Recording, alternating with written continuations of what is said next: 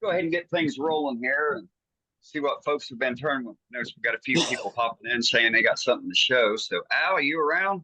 Got your video on. How about that? I'm here. How's everybody? Doing good. What you got, buddy? Well, just small stuff. I've been busy all week, but I've hardly nothing to show for it. A winged bull. Oh, there you go. Kind of wood. All right, this is oak. I think it's just polyurethane. Yeah, polyurethane.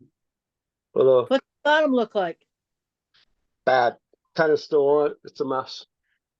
Yeah, but it's fixable. It looks great. It's almost like a mushroom bowl. I try to Well keep done, as Al. much one goofy thing, and here's a goofier thing, like the three-sided bowl with a big hole in it. Uh-huh. Yeah, but that looks. I love it. That's a yarn bowl. There you go. Yeah, right. There's your yarn bowl. That looks great, Al. You charge double for that. Heck yeah. Got a Band-Aid because of it. Oh no! All right, so we got to put Al in the Band-Aid brigade. Oh, finally, Absolutely. yeah. I'll tell you what. It's easy to get comfortable with what you're doing, and Yeah, it just is. all of a sudden, it's boom. Baby, that's all I've got. I hope everybody has a good night. So, All right, right on. Thanks, Al. good. All right, guys. All right. Let's see. Ruby, you out there?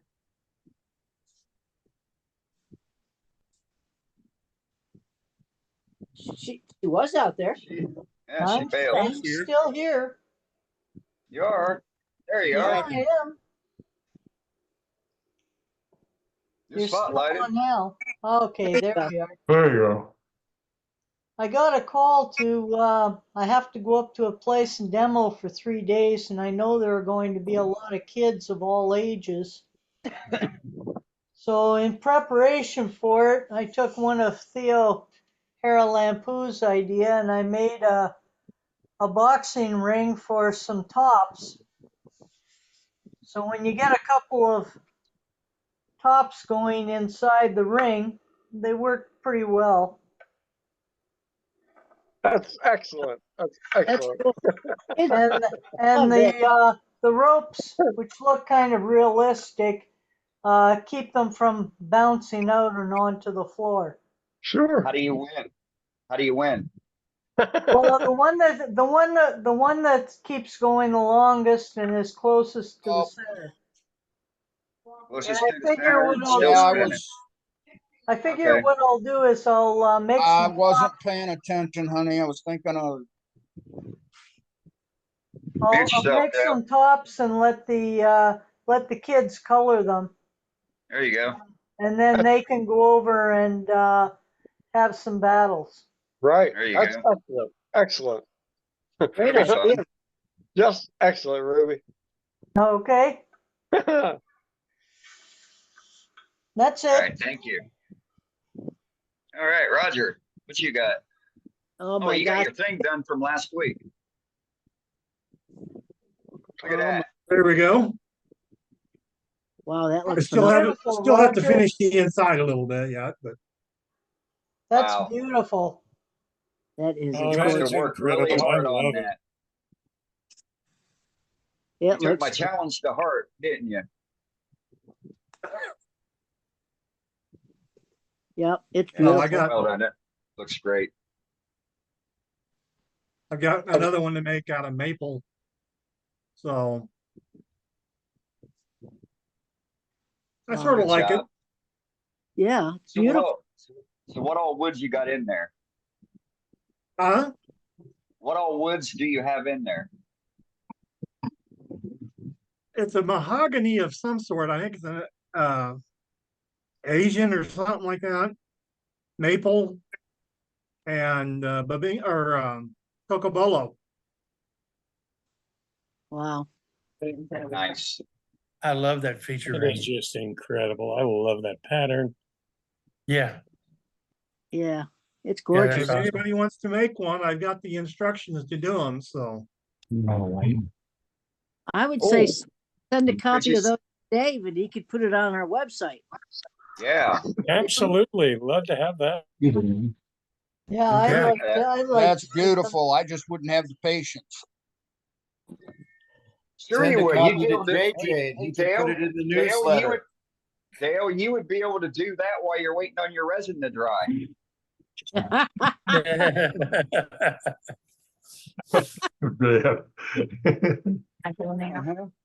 I got enough That's gonna wood be in the garage right now that I could let the resin dry for a year. All right. That's It's beautiful, beautiful. Roger. Great job on that. That is How- great.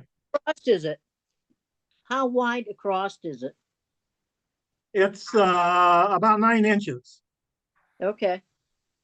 It's beautiful. Yep. Yeah, I look forward to seeing those instructions on the Huh? website. I said I look forward to seeing the instructions on the website. All right, I will send them to Dave, Dave. Yep. Webmaster at worldwidewoodturners.org. Hey, send a copy to editor too. We'll put it in the newsletter. All right. That'll work. One of us will work with you to get an article written up on how to do it for the newsletter to make it cohesive. That'll work. We can get that done, right, JJ? Absolutely. Sweet. All right. Thank you, sir. Uh-huh. All right, let's go see what Mr. Kenny's got. Hey, Howdy. Hmm. I have a project that I wanted to try this color shift paint on. So I turned this little bitty holoform. Come on, focus.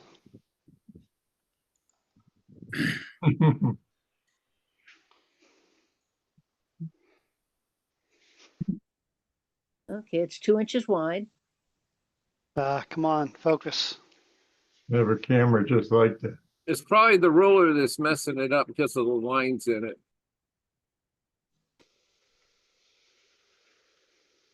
It's beautiful. I'll take my word for it. It's kind of cool. In the It looks daylight, great on my cell phone. Looks good on my cell phone. It looks awesome. There you go. That's Now very it's in pretty. focus. Perfect. here we go. Very It's pretty. still- What kind of paint is that? It's a Rust-Oleum product called Color Shift. What color does it go to when it shifts? It goes blue to green. Okay. That's cool. And if you've got natural daylight, it's a lot more dramatic. Here, I've got LED lights, and it kind of flattens it out. And it's a little piece of maple, so it was a pretty bland piece of wood to start with. And a couple of weeks ago, Paul did a demo on putting a gesso texture on a piece and then painting it. So I tried my hand at it.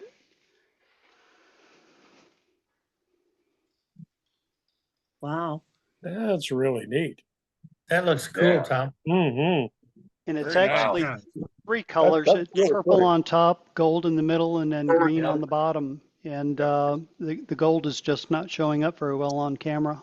And I That's had just no shows idea. up. That's showing up. It's showing You up can right see on it. my cell phone. Yeah. Sure. That's fine. So it was a fun project. I've got another one that's in progress. So perhaps next week I'll be able to show it. That is Yeah. cool. Cool. JJ Thank you. says he wants pictures. Okay, I can do that. And that's all for tonight. All right, thank you. Hey, Gorgeous. Joaquin, can we get you to go turn your camera on and we talk about the newsletter? You bet. All right, let's go to Joaquin and get an update on the newsletter. All righty. So we have had actually today while I was at work, I got 3 or 4 more images in, which is great. There's a couple of things going on. If you get a message back saying that your message was undeliverable, let me know on the Facebook page. And what we'll do is we'll connect privately. I'll get your email address and I will email you from the editor address. That usually fixes the issue. Hang on a second. Munch, hush. Sorry, my Mastiff thinks she's protecting the world from air. Hush. For whatever reason, the Microsoft Exchange server has issues with Canadians. I can't explain that. But if I email you and you're in Canada, it fixes the problems. And I've had a couple of issues with a few people in Texas. But if I get your email address and I email you, then we have open communication. That being said, you'll notice there were a couple of things missing in our last newsletter. There was no step-by-step instructions, no article. There was no then and now, which I think is a really, really cool feature. That's where you send me pictures of one of your early pieces and you compare it to a current piece. And then you make a little bit of commentary about your own progression and what you've learned and how you've grown as a turner. That is extremely educational for all the other turners around you. And that's why we started doing that feature. Dane's done one. I've done one. We've seen some from Heather. Quite a couple of people have given us some then and now imagery. I really would like to encourage you to do a little introspection, do a little evaluation of your own work, your early work compared to current work, and send that in, because that really gives other turners some inspiration to grow. And that's the whole purpose. It's not to say, look how good I am, or, you know, it's not, forgive the language, it's not a pissing contest. We're not trying to see who's better than somebody else. What we're trying to do is show each other, this is where I started, and this is where I've gotten to, and this is where I think I'm going. It's to encourage all of us to grow as turners. I've got some really nice bowls in this current issue. I've got an incredible lamp I was just sent today. Really neat. Send those pictures. If you show it here in gallery, it belongs in the newsletter. The only judgment I make is I pick the best photograph. So if you send me 10 photos, I'm going to pick the one that graphic wise in a layout is going to look the best. I'm not picking my favorite piece. I'm not picking a pen because I have 37 bowls. If you have a better picture of a bowl than you do of your pen, your bowl's going to go in. That's what I make a determination on, is the better imagery. And if you have a piece that has imagery, but it's just not good photography, I will email you back and say, hey, could we try a picture with some better lighting, you know, get a light shown on it, or, you know, I'm going to work with you, try to get your image into the image of your piece into the newsletter, but I want to represent your work as best as possible. So if your settings on your phone were not very high and it looks like you took a picture with the potato, I'm going to ask you for a better picture. It has nothing to do with judgment of your work. I'm not here to judge your work. It has to do with being able to present it in print format that anybody can take the PDF anywhere in the world and hit print and get a magazine quality representation of your work. So please keep sending the artwork in. And one of the comments that I've received over and over is, I want to see more different artists. So do I. There's about 15 or 20 people who regularly send in their work. If I don't have imagery from people other than them, I can't put it in the newsletter. So if you want to see more artists represented, then encourage those artists to send their work in. I do my best to try to troll the Facebook page and ask people to send in pictures. I can't use the pictures that are posted in the Facebook page. Facebook strips all the data out and it looks like 16-bit graphics from the early 90s. If I try to take that image and put it in a newsletter, I need you to email me a photograph. Otherwise, it just does not translate to print. It looks horrible. I can't use Instagram photos. I need your original photos. That's why we've started asking for an email to the editor. And again, if you get the email kicked back, if you have problems, let me know. I've had several people say, well, I tried to email you and I never saw an email because of Exchange server issues. So if you let me know on the Facebook group, hey, I tried to send you an image, we'll fix it. Or I do my best to try to respond to those emails when I get them from the editor account. I do my very best to respond to all of them. Most of the time I check that email at 5 in the morning before I go to work. So I don't always get the response, but I do my best to try to respond and say, hey, I got it. So if you didn't hear from me, message me on the Facebook group. It's the best way to get a hold of me and clear up if there's any communication issues. Yeah, quick question. Yes. What kind of files should the photos be? JPEGs are best. And girls, the higher quality, the better. Now, so you can send me an image that's 72 DPI if it's 3000 bits wide. That compresses down and looks great. Or you can send me an image that is 300 DPI, but is only, 1000 pixels wide. Because at 300 DPI, I can grow it or shrink it. So kind of the larger the photo, the better. And I've got several of you sending me zip files with 5 or 6 images that are right off the camera. That works absolutely perfect. That is absolutely perfect. So if you just send me the large files and zip them, send me the zip file. That seems to be the absolute best method as far as the receiving end for me. So if I pop a picture on my telephone of a piece I did, can I just write there and then email it to you or text it to you? You should be able to. Right away, share it as an email. Yeah, share it. Share it as an email. Yep. Now, yeah, I don't know Apple products. I can't tell you how you do it on an iProduct, but on a Android. On an Android, down here at the bottom on mine, and I can't really show you, but there's a little 3 dots. It looks like that, and if you click it, that's the share button, and then you can select how you want to share it. I select Gmail, and then just type in the address, and away it goes. That's how it is on an Apple product. So we're very similar. Yep, and if you do it that way, it should be the highest quality. Now, sometimes it tries to compress it, but if you go in the upper right corner and choose settings, general settings, you should be able to reset image size. Send as original. Yeah, should be able to choose something like send high as original, resolution, medium, or little resolution. Yeah. Just send it original. Just leave it as original, and it's good. Yep.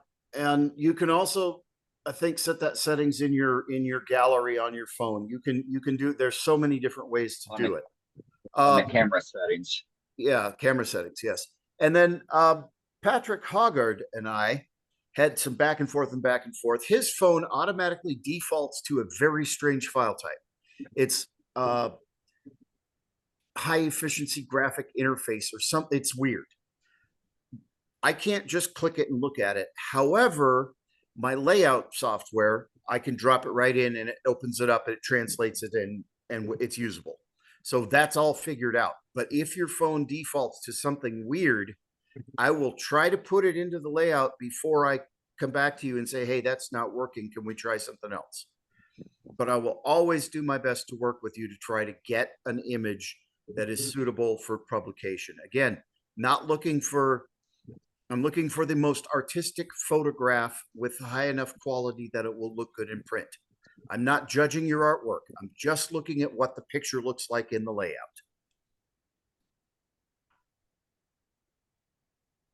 Anybody have any questions? No? We're going to get a lot of new photo submissions and how-to articles, and then announce submissions from folks. I can hear everybody. I can hear all the banner in the background going, I'm going to do that. I'm going to do that. I'm going to send one in. So I can't wait to see them. How about you, JJ? Yeah. Look, I've got Captain Eddie is. I've got 6 pages in the layout right now, 3 and 2/3 of which are full. But you know what's really cool about the fact that I'm the editor of the newsletter? I can go over to the left side of my screen here in my layout and hit this little plus sign and tell it to add any number of pages I want. And I have complete control of that. So if you want to fill 12 pages of newsletter, we'll have a 12-page newsletter. That's up to you guys. Well, I'll be happy to send you another handout if you got the time to do it. Absolutely. And and that's the other thing though, Scott, is if there's a lot of work involved, I can roll it to the next issue.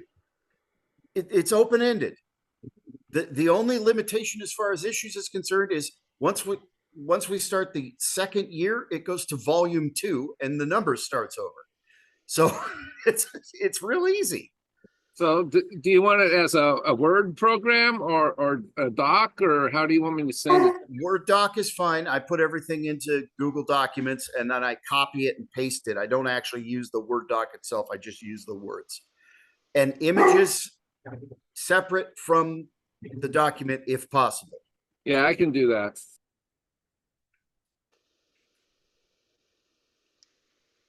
Who did? We reported it, Scott, so we got reference of you committing to that. So I appreciate that. Oh, thanks, Billy. Munchie, will you stop? Okay, I got to let you guys go and go take care of the young lady because she thinks we're being attacked by air. Nope, there you go. Priorities. I hear you. Thanks, JJ. Much appreciated. Thank you, guys. All right, let's swing back to Captain Eddie and see what's going on over in Louisiana. Hey, gang, it's Juan. That's all. Got a little delay getting back to the house from PT. But look, I got my right outfit on and everything. See? Hell yeah, look at that. There it is. I'm all Sporting dressed red, up. got the logo. Yeah, I had a guy stop me and say, "Hey, where's that club meet at?" I told him on your phone every Wednesday night.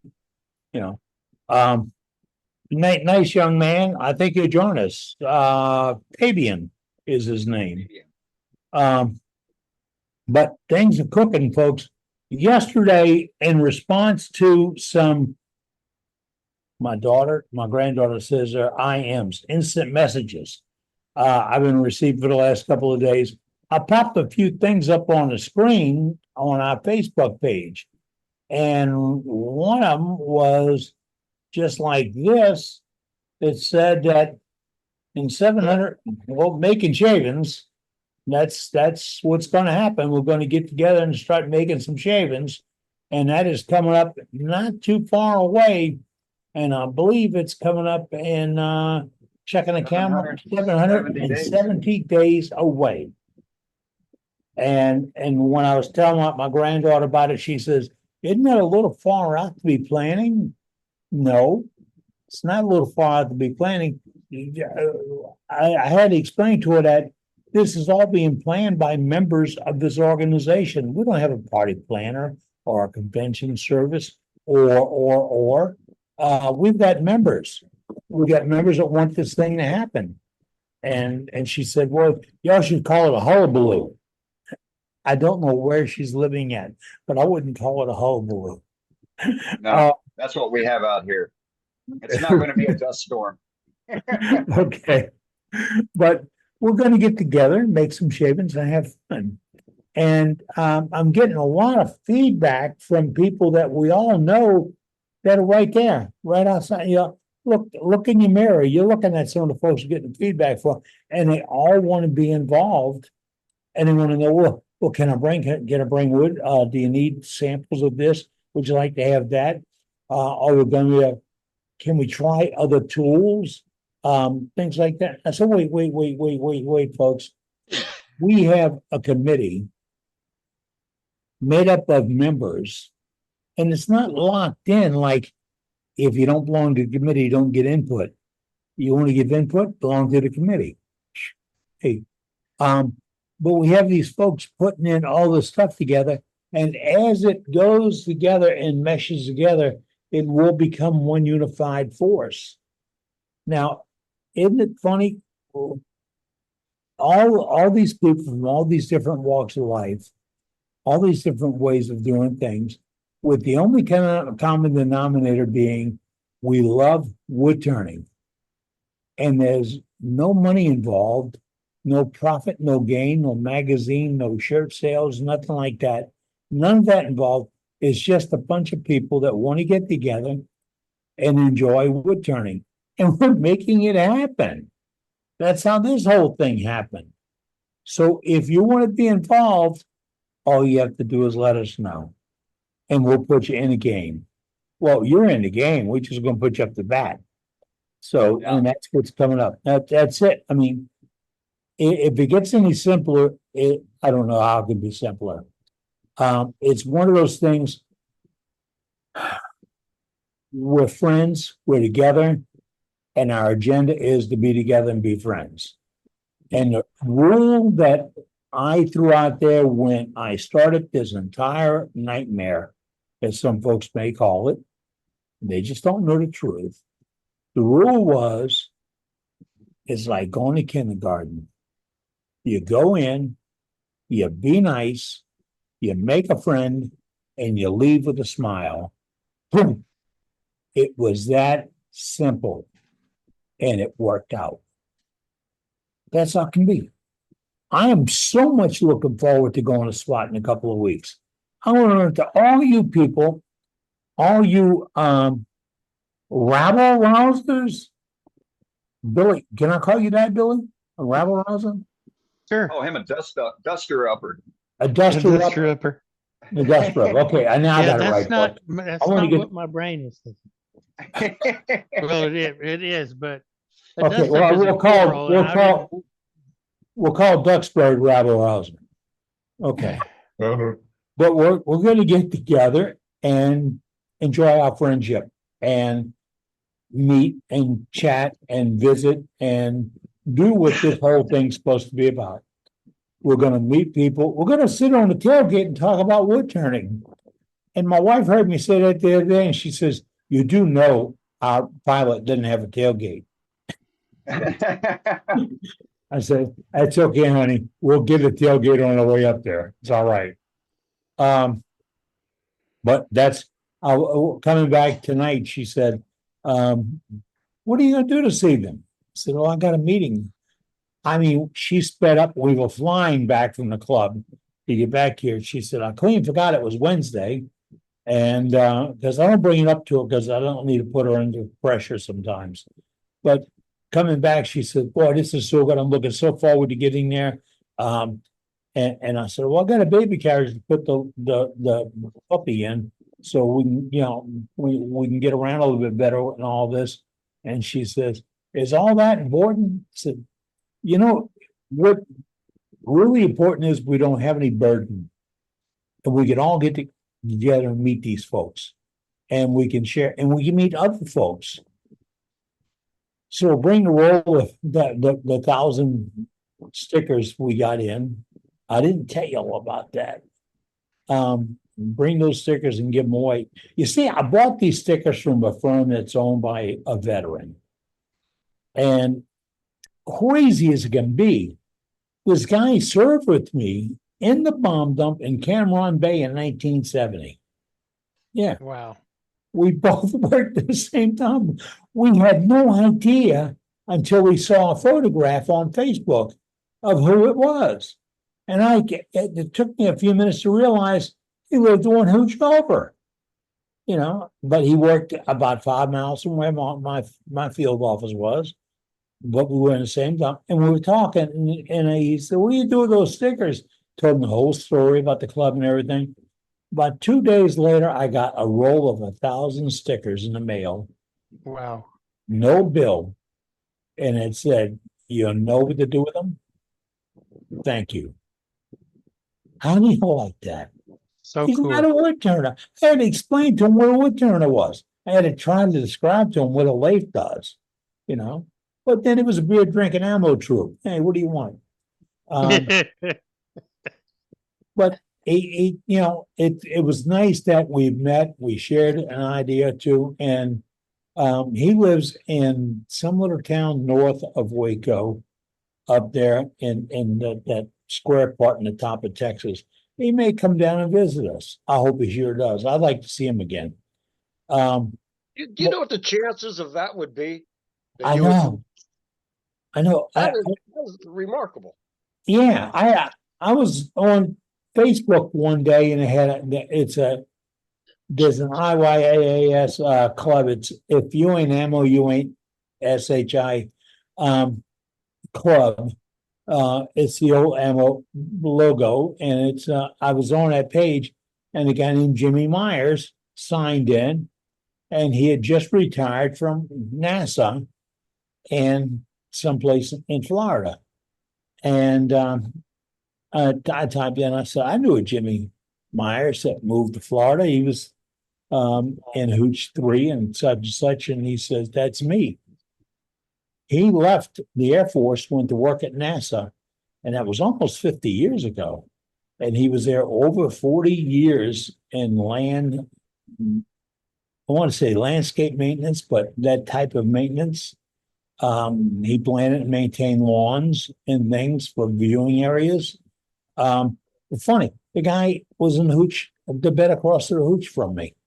To bump into somebody like that this far out, the beauty of social media. So, folks, if you've got friends in the wood turning world, and not just right there where you are, worldwide, let them know.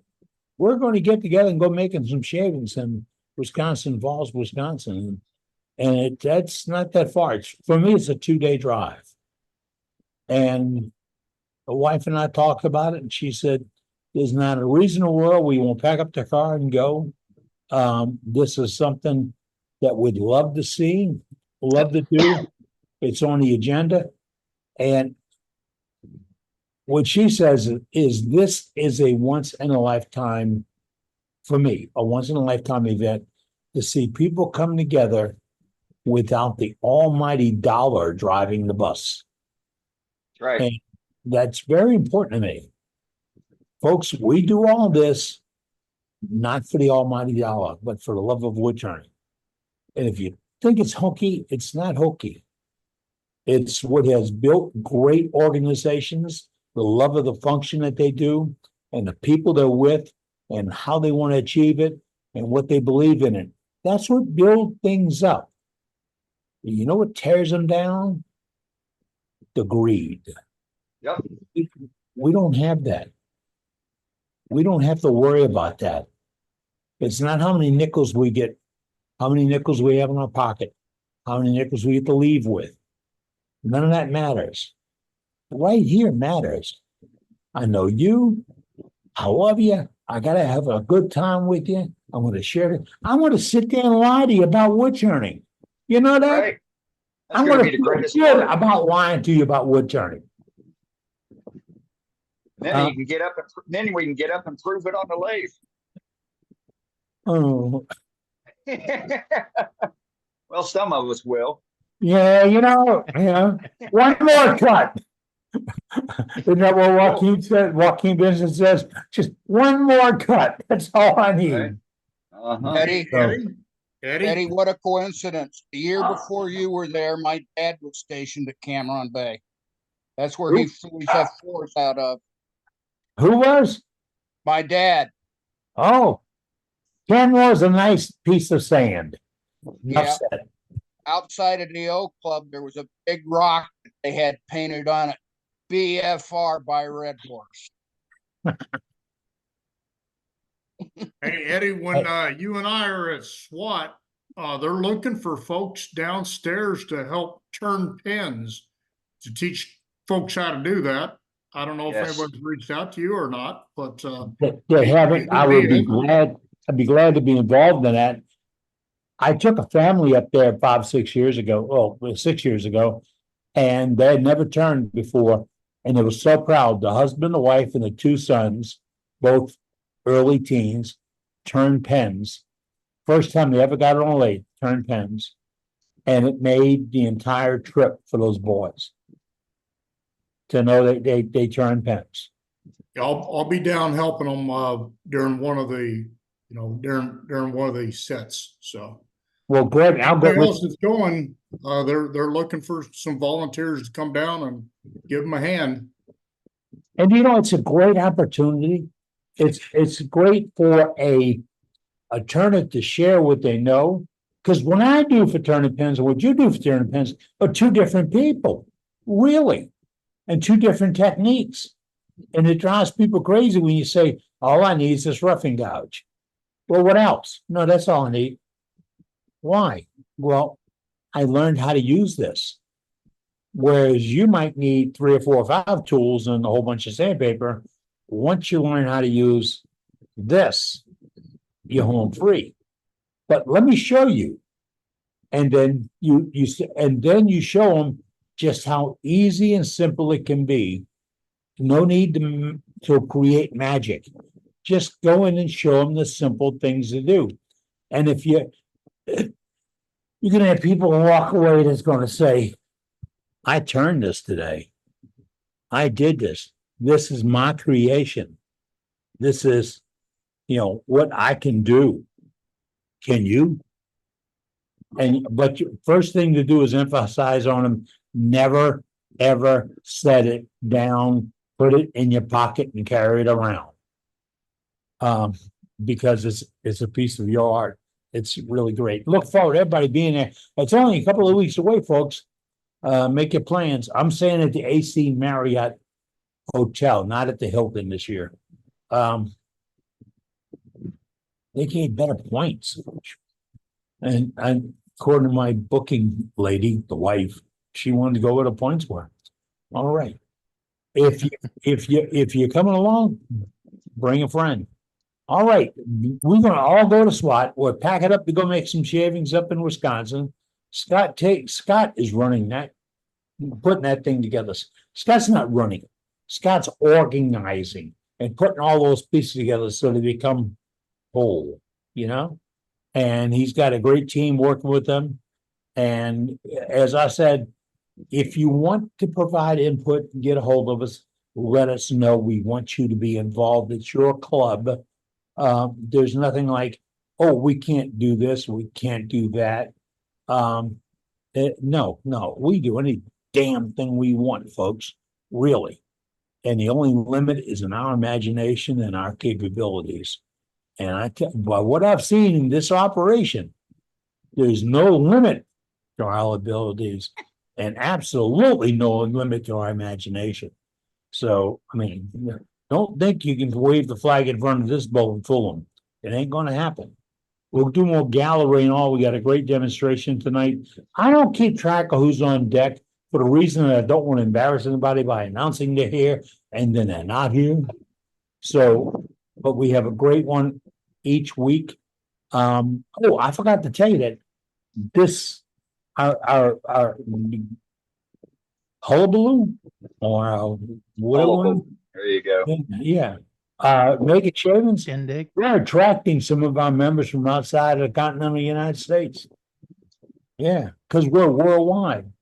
So you're going to meet some of these people that they won't have to get up at 2:00 in the morning to come meet with you.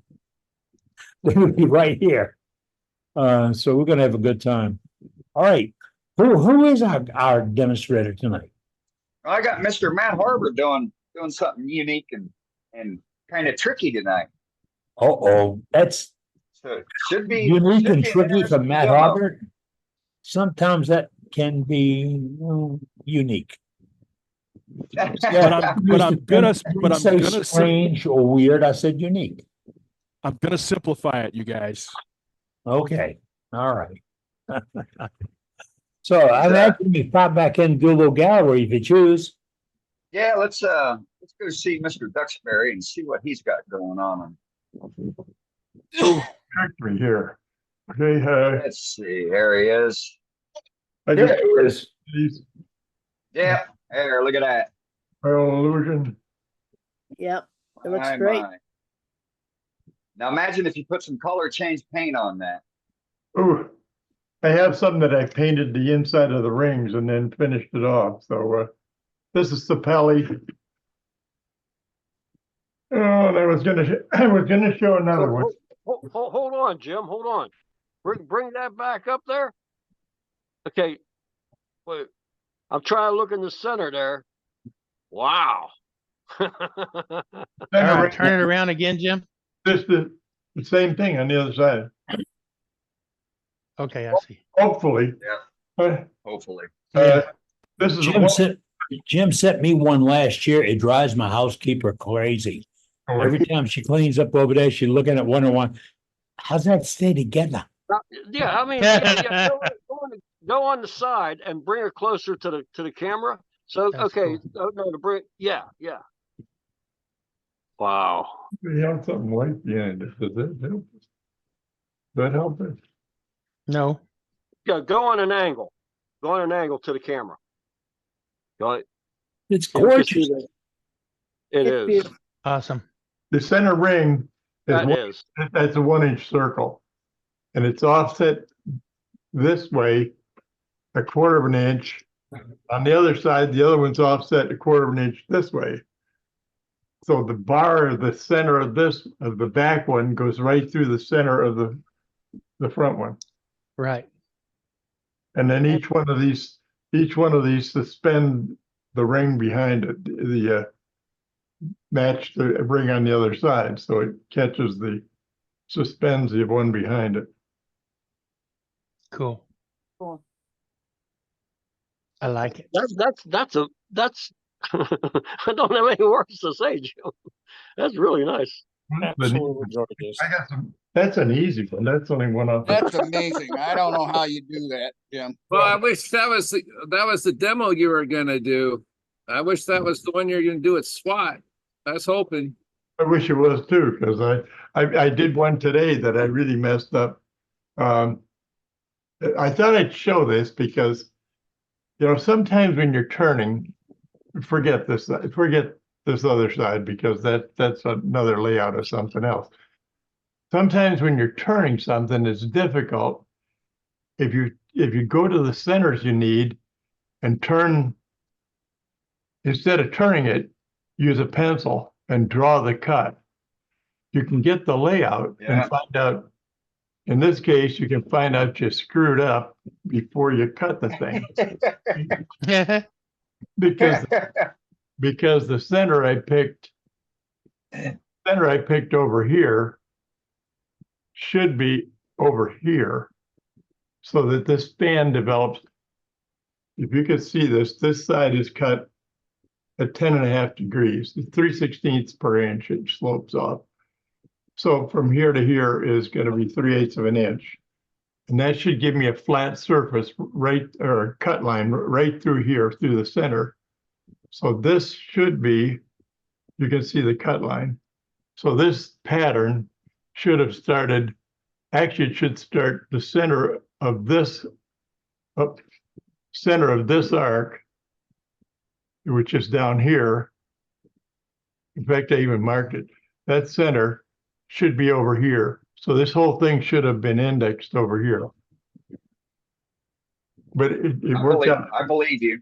I believe you. Yeah, I was gonna say, if you insist. But the reason I show this because I screwed it up.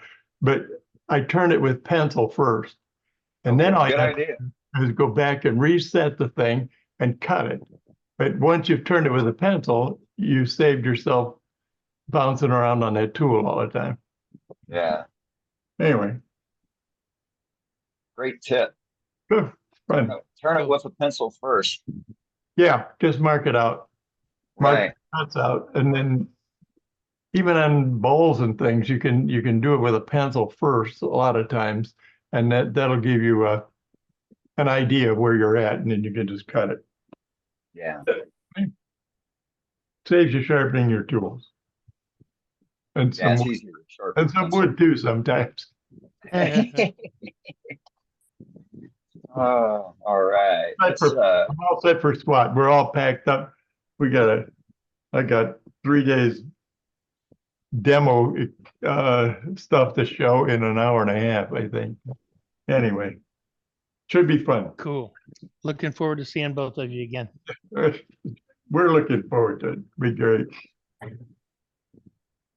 All right. Thanks, sir, Jim. All right, let's go to Mr. Burt. Oh. Hello. We got you. Hello. You remember this? Yep. You remember that? Uh-huh. From last Wednesday? I've got it laced up with copper wire. It's got, on the inside and outside, it's got 2 coats of Hampshire Sheen Danish oil, followed by 1 coat of antique oil, followed by on the outside, 1 coat. I didn't like it shiny. 1 coat of satin polyurethane. And I still need to spray the inside. No, it's got 2 coats of satin polyurethane, but got my logo in it, and it's almost done. I've just got to spray the inside. But some people were interested on what the lacing looked like on the inside. Yeah. So it's just What do you copper have? wire that I stripped down and plugged in the holes. And contrary to how it looks, that is not one solid piece of copper wire. Okay, that's what I was getting ready to ask. No, I'm not that brave. What I did what I did was I drilled all the way through, and then I cut each piece to fit and bent it and made sure it would fit, but it only went halfway through. And then I did the corresponding pieces on the other side, and I anchored them all together with 6CA. So I put 6CA in the hole. I put the pieces in, and then I turned it over, put 6CA in the other holes, put the piece in, and that's what I did. Looks But good. Came out well. What did you fill the holes? What did Beg you pardon? fill with? What do you mean? You said you filled all the holes. What did you fill the hole with? Oh no, I'd drip 6CA into the holes before I put the copper wire in. Okay. What gauge So wire I do you used- use? 12? It looks like 12 is smaller than 14, right? No. Yes. Yeah, 12 smaller than 14. Okay, it's 12. That looks thick. Yeah, it looks thick. It is pretty thick. It's 12 gauge wire. It's Yep. a little over a 1/16 of an inch. Yeah. 12 gauge. Probably 3/32. 12 gauge wire is bigger than 14. 10 would be bigger than 12. Correct. Okay, I had it right the first time. Same thing. I was gonna say the same Okay. thing. You're right. All right. Well, I don't know. I've got some 14 gauge out there I've got some 10 gauge out there that's pretty thick. I think this is 14.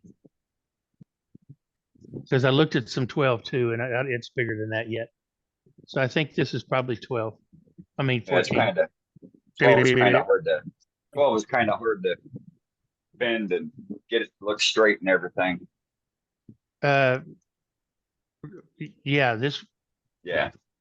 Yeah, you This can tell was- the difference when you're bending it because that 14 bends real hard and the 14 bends a lot easier. Yeah, well, this may be 12 because it looks like it 12. bent easy, but it didn't bend easy, if that makes sense. Right. Yeah, it looks like 12 to me. But hey, what's 2 gauges? I did have to hammer a few of them in to seat them right, and I had to bend some of the where they have cross pieces. I had to bend some of those down, but just so that it would look right. But I did it, It looks great, Billy. and Looks great. I turned the really bottom good. all nice and lasered my logo in it. Nice. Got some decorative rings. Very nice. Thank you. Would have taken a lot of coffee grounds. It would have taken it would have taken a lot of nearly anything. Well, you know what Dale would have done with it, right? He would have filled it with resin. You got it. Probably, yeah. I'd have put probably some colored resin in there. Yeah. So that's going to Yeah, I be the didn't- theme tonight, Dale. I'm going to pick on you about resin. I didn't want to use resin. I didn't. No. Sometimes when you get a piece like this, it didn't crack, it didn't split. This was a bark Natural. inclusion. I just took all the bark out of it. Some of it decided to go away on its own during the turning process, if you remember. But I took a Dremel and smoothed it up on the inside and removed any remaining bark. And I I thought, nature gave it to me this way. I'm going to keep it. But I Well, want it to looks dress it up good, some. Billy. So thank you. I might have resined it. I might have left it the way you did. Or I might have just left it the way it was without stitching it. Well, I thought about that too.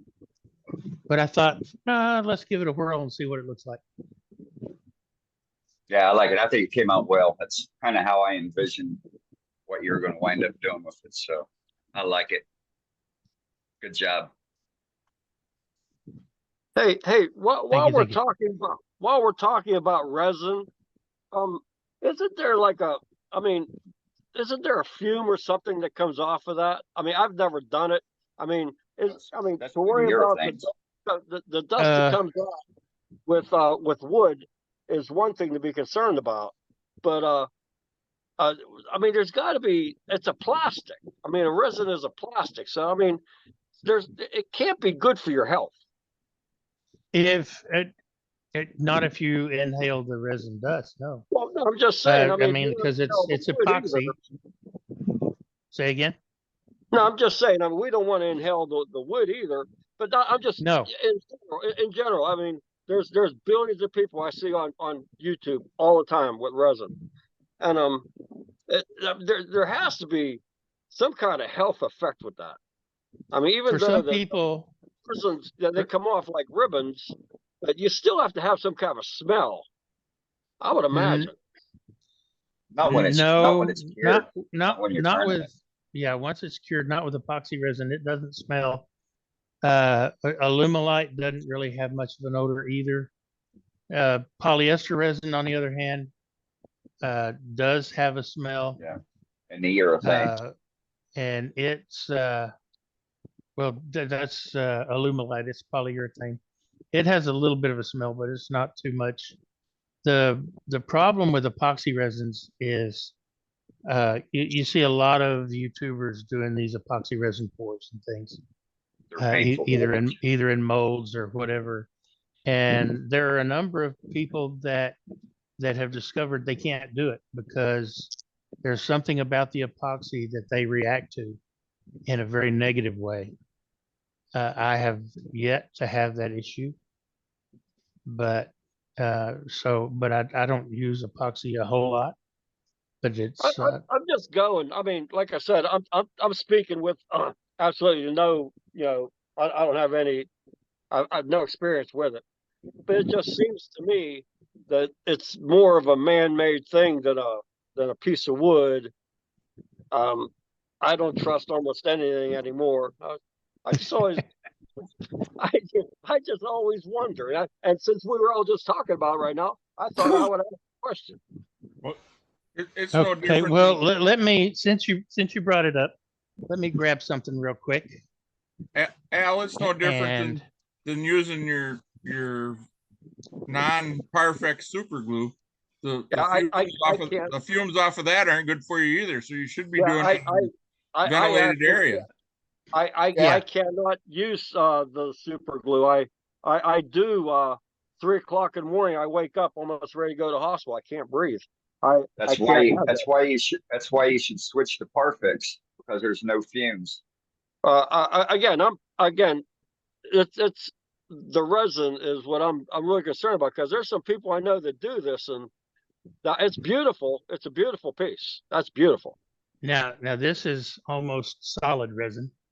It is it's got a small piece of ash juniper that ran through it so that, and the reason I did that is so I wouldn't use or waste a whole lot of resin. But it this is all epoxy. Is this epoxy resin? Or is it alumilite? I forget. It's one of the two. I think it's epoxy resin. And the green and the white stripes running through it are, and you can see there's a delineation pour because my first pour wasn't enough. And there's a witness line in there because the juniper soaked up a lot of it. But the green and the white stripes in it are I believe nylon, but nylon strapping tape, you know, that comes around boxes when they're shipped. In fact, it was wrapped around the box for my, I believe, from my 2014. But so I decided, hey, let's put these in resin and see what it looks like. So I did. But that's an awful lot of resin. The corncob bowl that I did a few years it's a ago beautiful piece. I think I watched Thank you you. do some of that. The corncob bowl I did several years ago was also quite a bit of resin. Probably not quite as much as this though. Yeah, I'm just concerned about the health part of it. That's why I asked the question. I'm asked up. If I'm doing anything that's throwing off any kind of a small, if it's as long as it's coming at me and nothing but ribbons, I'm okay. But if I see any dust whatsoever, I mask up. I have to with my asthma. Yeah, I was just talking to everybody in general.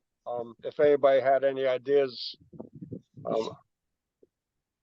yeah, I just like I said, I don't trust much of anything. So there you go. Yeah, and I agree with you, Brent. Brent has the polyester resins. It does have a definite odor when you're turning it and when you're casting with it. And I've cast, I don't know how many tens of gallons of polyester resin back 20 years ago, but it was, I hate the stuff. The catalyst is MEKP. It's got toluene in it, and it's very, very, very hazardous. If you work with that stuff and you're not using a full-blown respirator, you're asking. Yeah, when I'm to all casting, that. I make sure I'm in a well ventilated room. I don't do it in my Right. shop. I do it upstairs here, and usually here in the living room on a table, and I make sure that it's well ventilated. I usually have a fan going, blowing the air around. And then when I'm turning, when I turn it, I'm wearing my Air Shield Pro just like I do when I'm turning wood. Because Right. it's actually when you're sanding, it's nastier to sand as far as the dust it puts in the air than wood does. Yeah. Amen. I have a comment to make on that. Go ahead. I talked a little bit a couple of weeks ago. I mentioned the MSDS.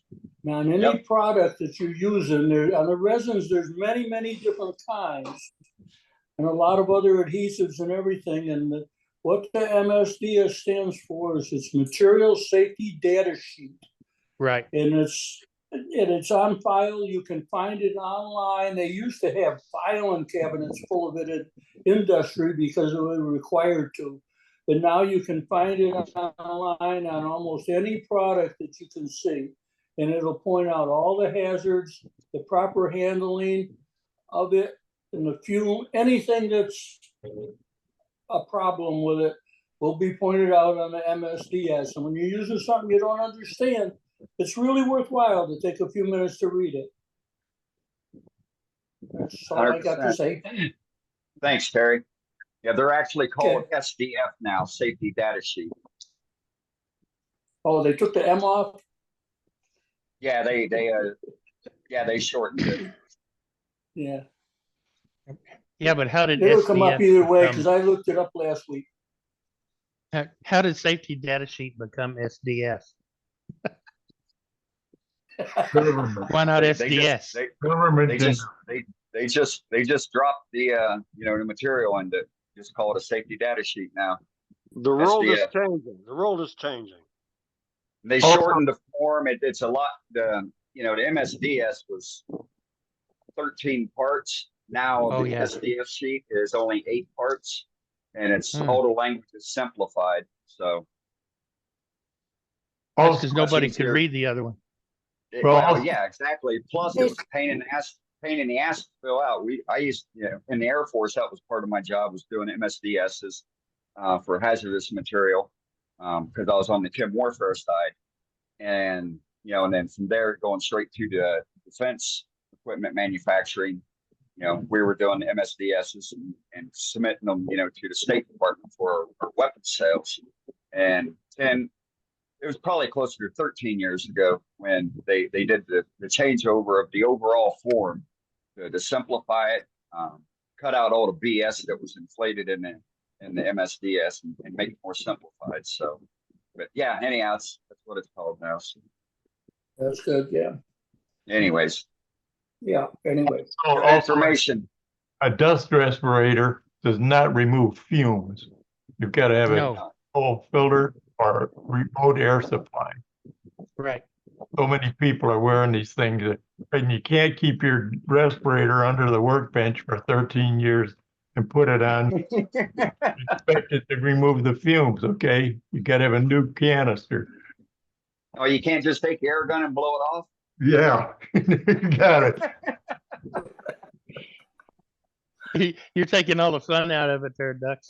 People have them in the doing it wrong. Been doing it wrong all these years. I might as well just throw it away then. Well, if we're, as long as we're talking that and respirators, you can't really wear a respirator if you got one of these either.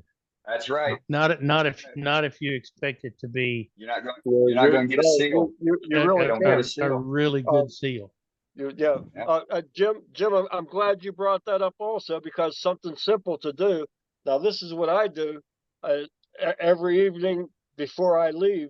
I have a double plastic bag, and it goes in there. I wrap it up, and it gets put aside until the next time I open it up. But here's the other thing. While I'm here working and I take my respirator out of that bag, I close that bag up, seal it back up, and put it aside, do my work, open up, put my thing back in there. I find that to be pretty good and pretty safe.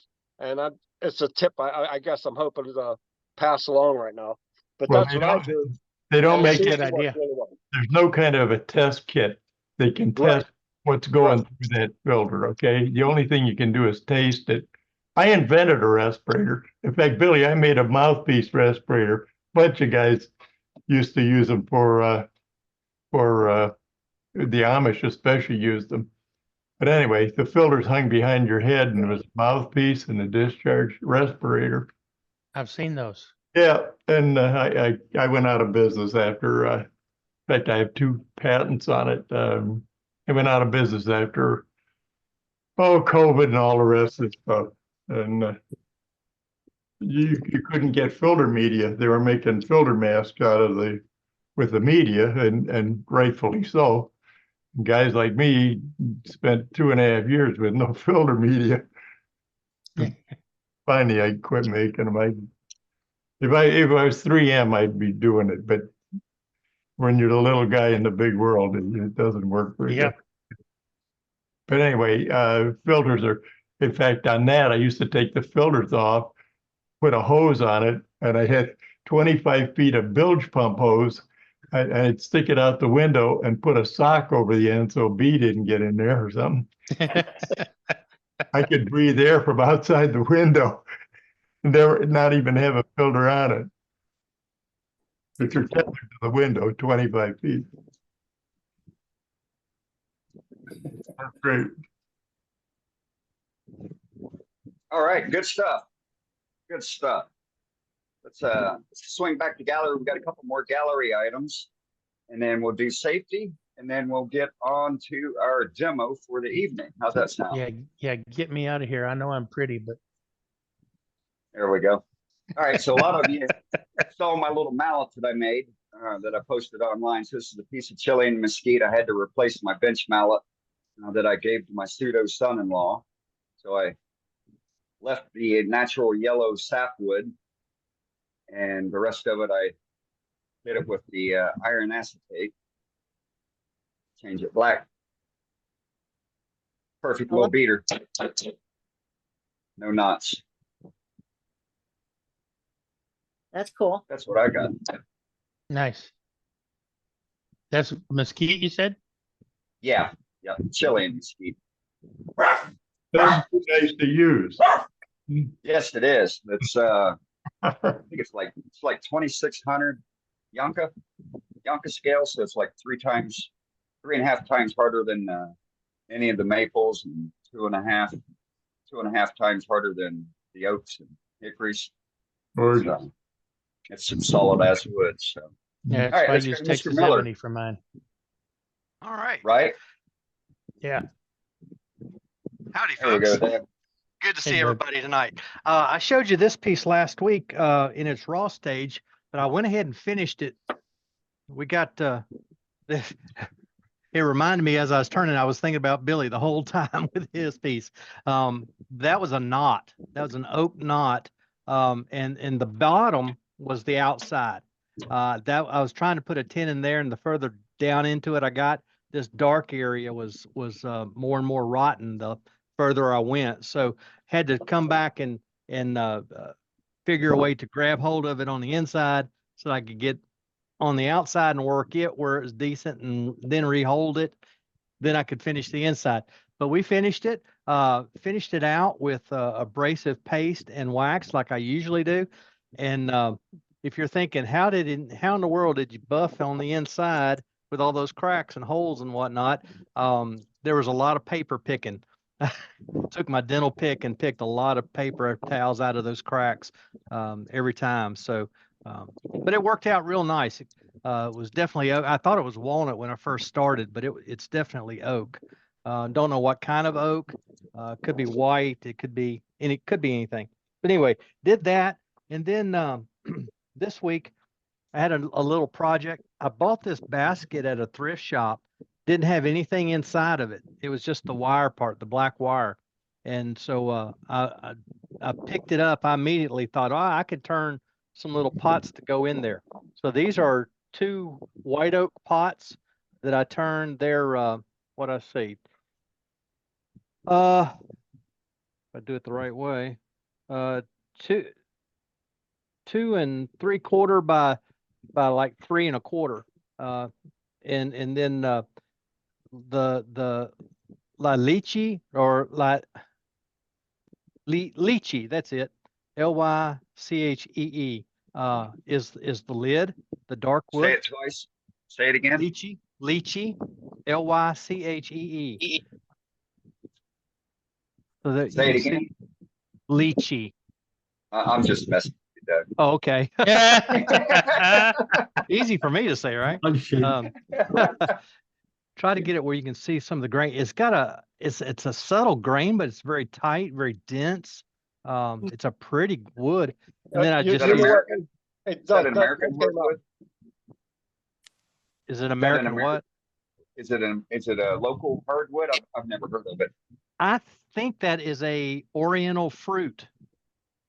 If I was told correctly, and I got most of this from Ruby.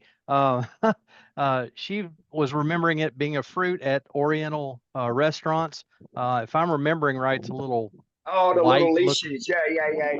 Yeah. Yeah. Real Yep. sweet All right, I know tasting. what they are. I don't Yes. care for them. My wife and son love them, but it is a fruit native to China. yeah, okay. Yeah. But that wood is hard. Let me tell you, that oak was like turning really soft wood compared to this stuff. Then I did a little oak knob on the top. Again, everything with abrasive paste and wax. I did take that was a great idea, Doug. Well, thank you. That's a great idea. I did go to my buffing wheel with the lids. So I was putting carnauba wax on it, and I just wasn't getting exactly what I was looking for. And so took it to the buffer, and they buffed up really nice.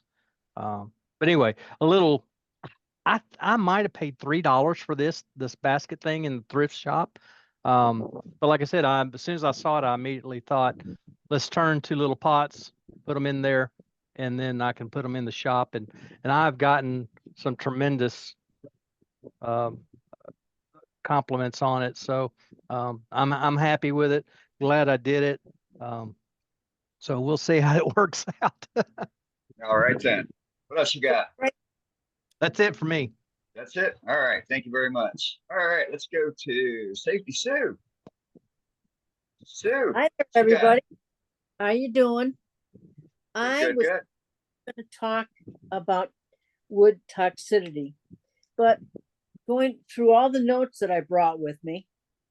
I must have left those at home. So we're going to talk about how to protect yourself from woods or materials that you may be allergic to.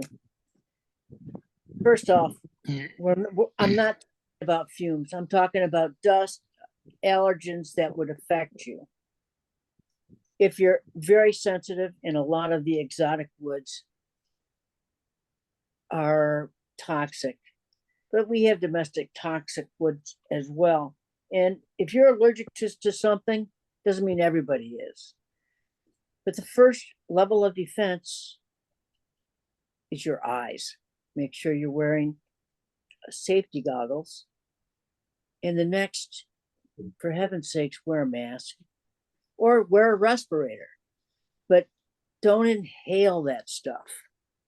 And if your skin is very sensitive, if you're wearing long sleeves, make sure those long sleeves are tight against your wrists so that a loose sleeve doesn't get caught up in the lathe. Some people wear gloves and they cut off the fingers. And if that's how you operate in your shop, well, then safety is up to you. It's what you work with in order to keep you safe. Again, I wouldn't recommend going in sleeveless or just with a pair of shorts or anything like that. We all know about safety equipment. Please don't take shortcuts with your safety, because if you're gone, your family's going to know. And they'll be pretty pissed if it was something that was preventable. So listen, folks, take care of your safety. Wear close-fitting clothes. And remember that some stuff can make you sick.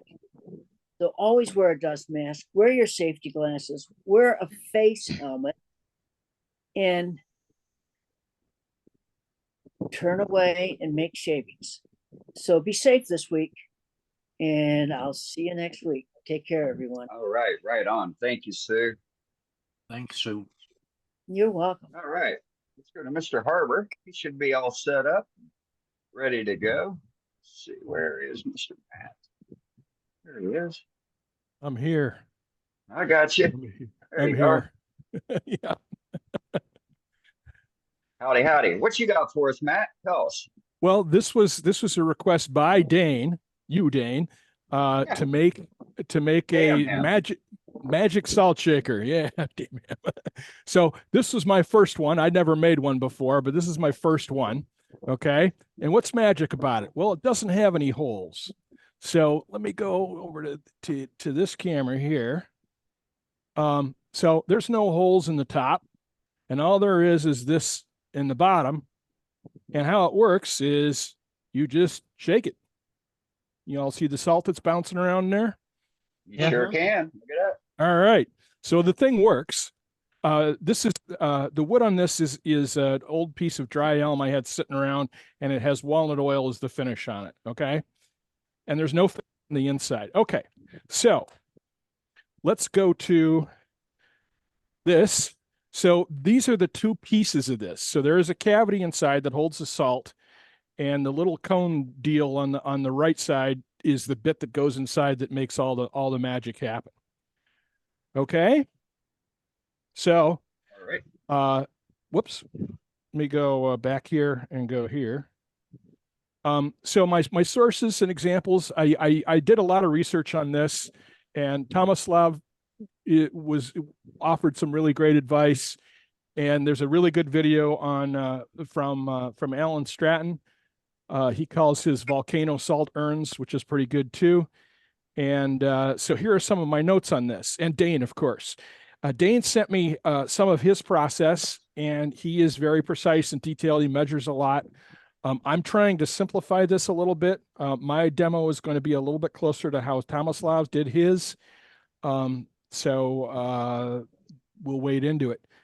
So it's turned in two pieces, and then it's friction fitted. So there's no glue in this. It's just, I just banged it in with my shot mallet. the inside is unfinished. I've tried to simplify this so it makes it, makes it easy with the tools a lot of us have already. And there are many ways to do this project. Some are more elaborate than others. And this is not the only way and not necessarily the best way, but this is the way I do it. Okay. Right on. Questions so far on any of this? Okay, good. No questions makes things easy. So the first step is to body. And so I put a tenon on the top of the body and I mounted it in a chuck, and then I form the general shape of the base, and then I hollow it. And I'm going to use a 1 1/8 inch Forstner bit, just because that's what I have out. And then I'm going to make a little shoulder in that, and I'll show you how that works. Okay, so here's my piece. I think this is Bradford pear. And I've got a tenon on it already, and I've mounted it in the chuck, and it's not completely round yet. Any questions on this so far? Nothing yet, Matt. Okay, this side is going to be the bottom, and the top is going to be up here somewhere. Okay, so the first thing I'm going to do is get a good surface down here and get most of this part here turned. And I'm not sure what kind of shape I'm going to do. Probably something similar to what I did on the first one I did. Okay. Spin her up.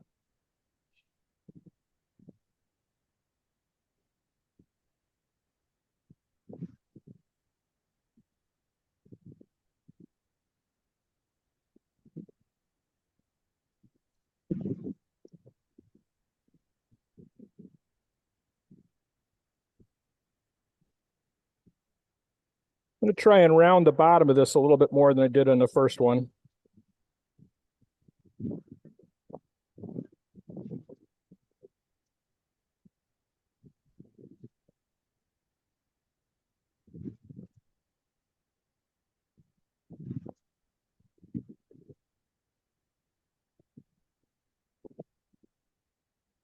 This cut is a shearing cut.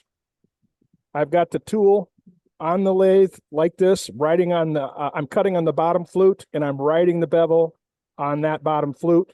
And it's basically a very,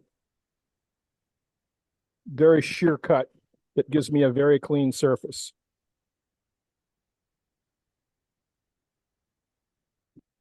Let's see if I'm round. I actually forgot to get some things out of the way.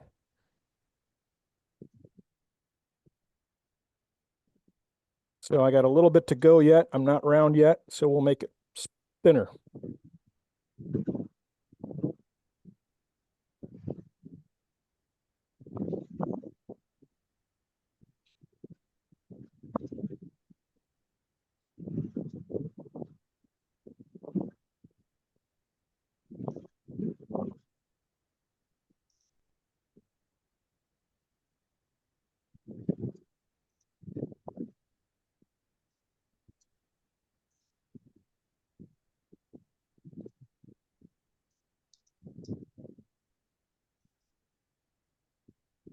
All right, good enough. Let's make a very light finishing cut.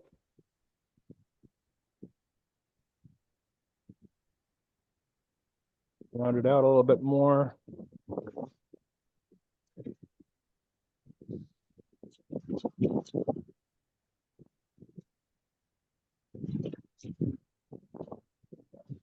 Okay. Now, whenever you've got something between centers and you're going to go and take one of the centers off, it's always a good idea to tighten your chuck. So I'm going to tighten the chuck a little bit. And this wood is pretty dry, and you don't want to usually do this project with wet wood because wet wood moves, as we all know, and this is a friction fit, and it's kind of precise on what you do. So you want it to be fairly dry when you do it. All right. So I'm going to mount up the Forstner bit now. Questions so far?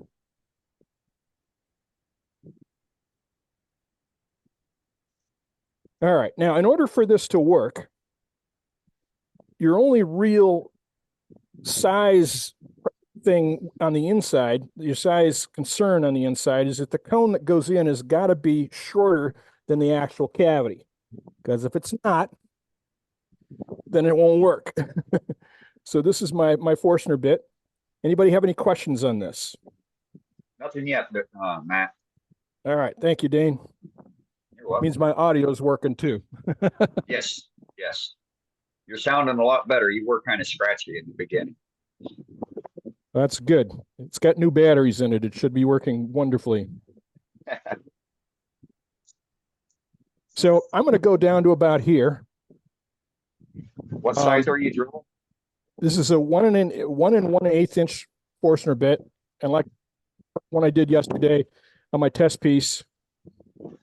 And I started out with some idea about being able to chuck it up on my pin jaws, but I'm going to use a jam chuck instead when I chuck this up to finish the top, just because it's simpler. It doesn't require extra jaws or anything. So remember to clear your chips regularly.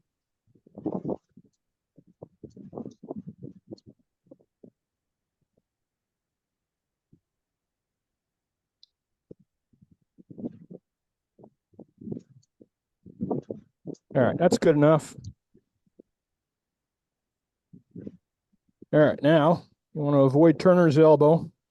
So you take pointy things out of your tailstock before you do anything else.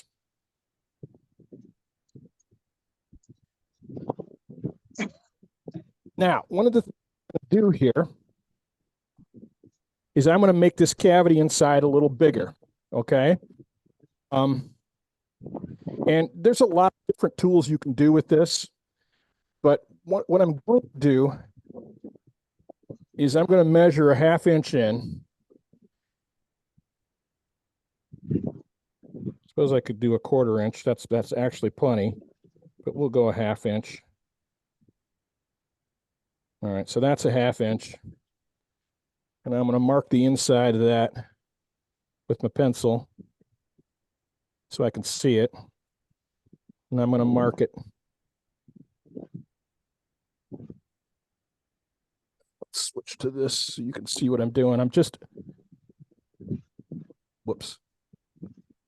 I got an echo here. Let me fix that, guys. I don't know. Can you guys hear that? No, yeah, you're fine. There's no echo. No, I didn't hear an echo.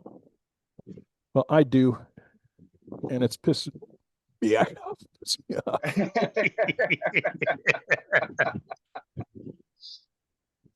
There we go. Yeah, Much better. It would me too. Okay. All right. So what I've done, and I don't know if can you see the line in there? Yeah, it does show. Okay. So I've got a line in there, and that's going to be this bit in here is going to be my shoulder. And I'm just going to take another tool here I have, and I'm going to increase the inside size of that a little bit. It doesn't have to be much. All it is going to be is there's going to be a little sort of a nub on the little cone I put in there, and it's going to sort of lock it in there when I push it in or pound it in. So the tool I'm going to use is a proprietary tool, but you can use any tool you've got to hollow this with. So I'm going to use this tool, which y'all have seen before. It's a 2-flute ball end mill inside a piece of round steel. And it's my favorite hollowing tool. It's the safest one I have. But you could use a parting tool. You could use a square scraper. You could use a carbide. Yep, you could use a gouge. I'm going to use this because it gives me a good clean surface on the inside.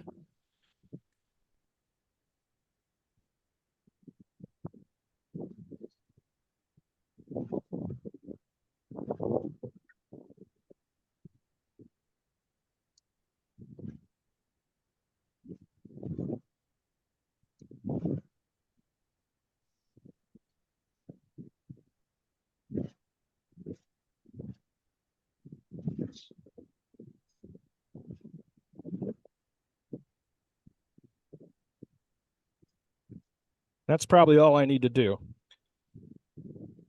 So questions on this is what I'm done right now. Nothing in chat, Matt. All right. Well, it's certainly open to the floor if anybody has anything else. So I got a little bit in there I got to clean up. Yet I can feel it.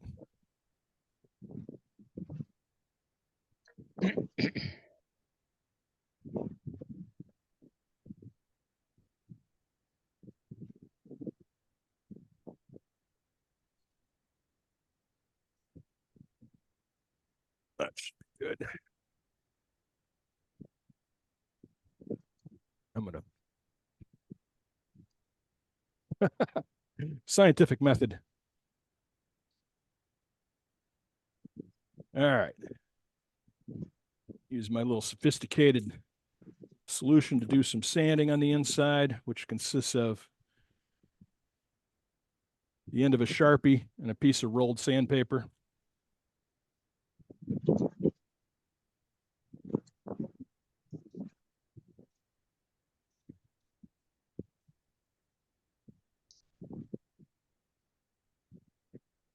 I know how much you guys like watching sanding.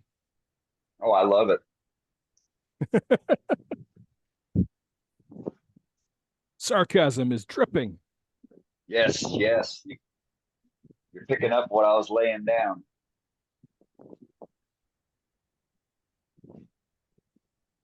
All right, that's decent. Okay, so let me switch back to the overhead camera. So one of the things, actually, let me switch back to here. So I've done step number 4 here. So number 3 and 4, I allowed a 1/4 inch to 1/2 inch deep shoulder, and then widen it a little bit above the shoulder.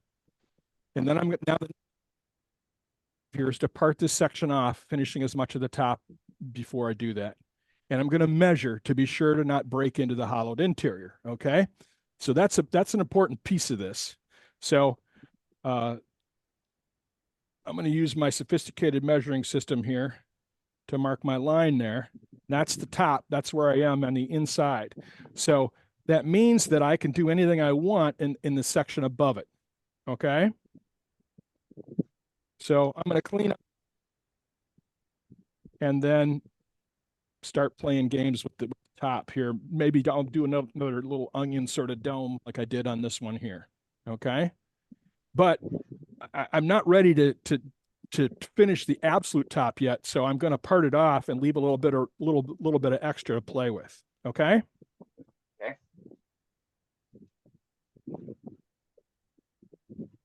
So far, so good. Nothing really too complicated or tricky, right, Dane?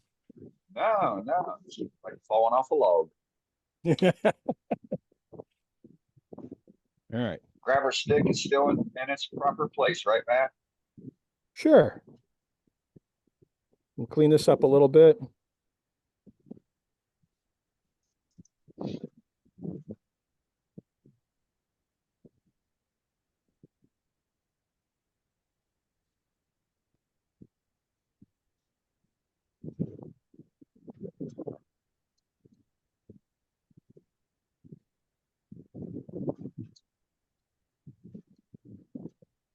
Always cut downhill to avoid getting tear out.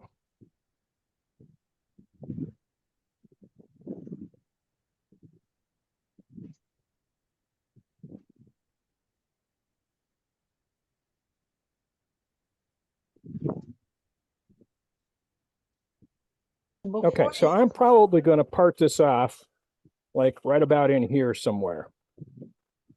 But this little onion dome thing is kind of going to be flattened, and I want to make this, I like that it was shorter on the piece that I did earlier, so I'm going to make it a little shorter.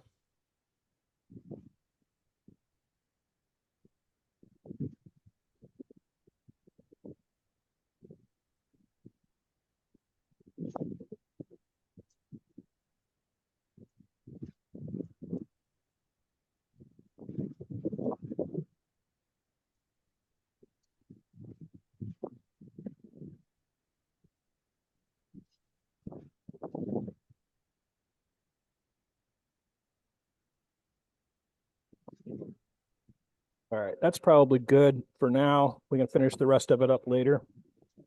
this better.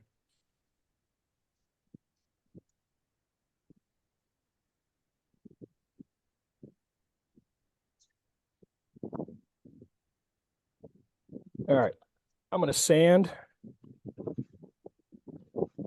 I usually start with 100 grit, which was wrapped up around that Sharpie.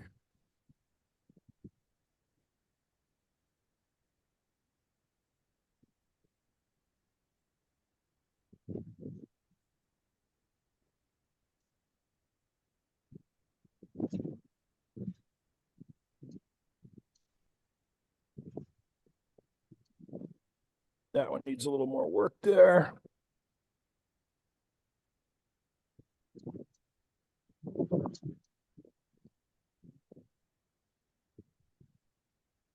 You know what? Let's switch to a detail gouge.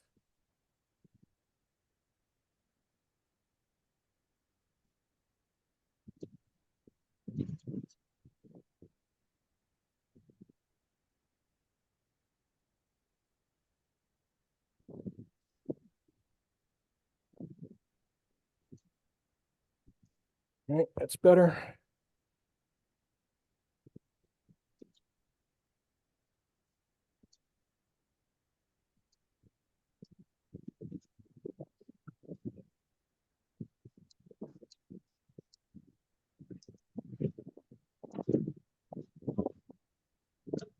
Know how much you guys love watching sanding. So I'll do as little of this as I possibly can get away with. Oh, it's good filler. No, do it where needs to be done, Matt. All You right. got lots of time. You got lots of time to fill. So I shouldn't rush. Is that what you're saying? I could spend more time sanding. There you go.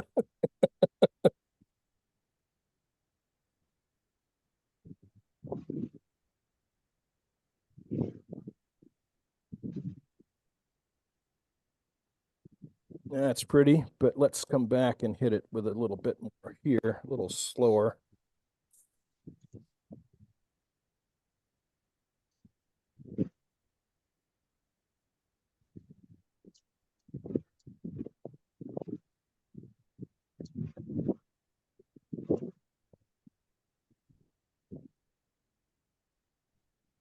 I can see a few sanding scratches. That's why I'm doing that.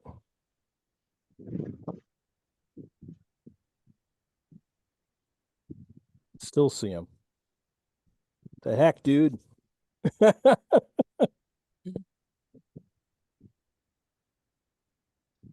right, I'm going to cheat. So people say, how do you sand? Or what does power sanding on the lathe mean? Well, I used a simple quarter drill, and I use these mandrels that I get from Klingspor's site. And they have foam. They have a little platform on them, and they have foam, and they have Velcro. And then I buy cloth back sand. Well, I don't know if it's cloth back, but it's sandpaper that will stick to the Velcro. So junk going on here. And I cut circles, and once I got the little template right, so I cut these little circles. It's 100 grit, that's 150, and so on. So I just cut them out on the, I was with shop scissors, and when they get too dull, I sharpen them, and when they get too dull after that, I buy inexpensive ones. So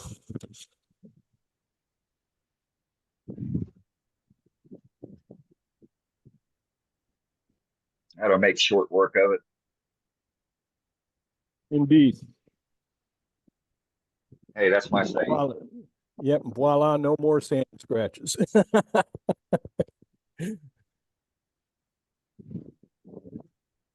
So I started that with 150. Now we're going to do 220. And I'm going to get my tool rest out of the way.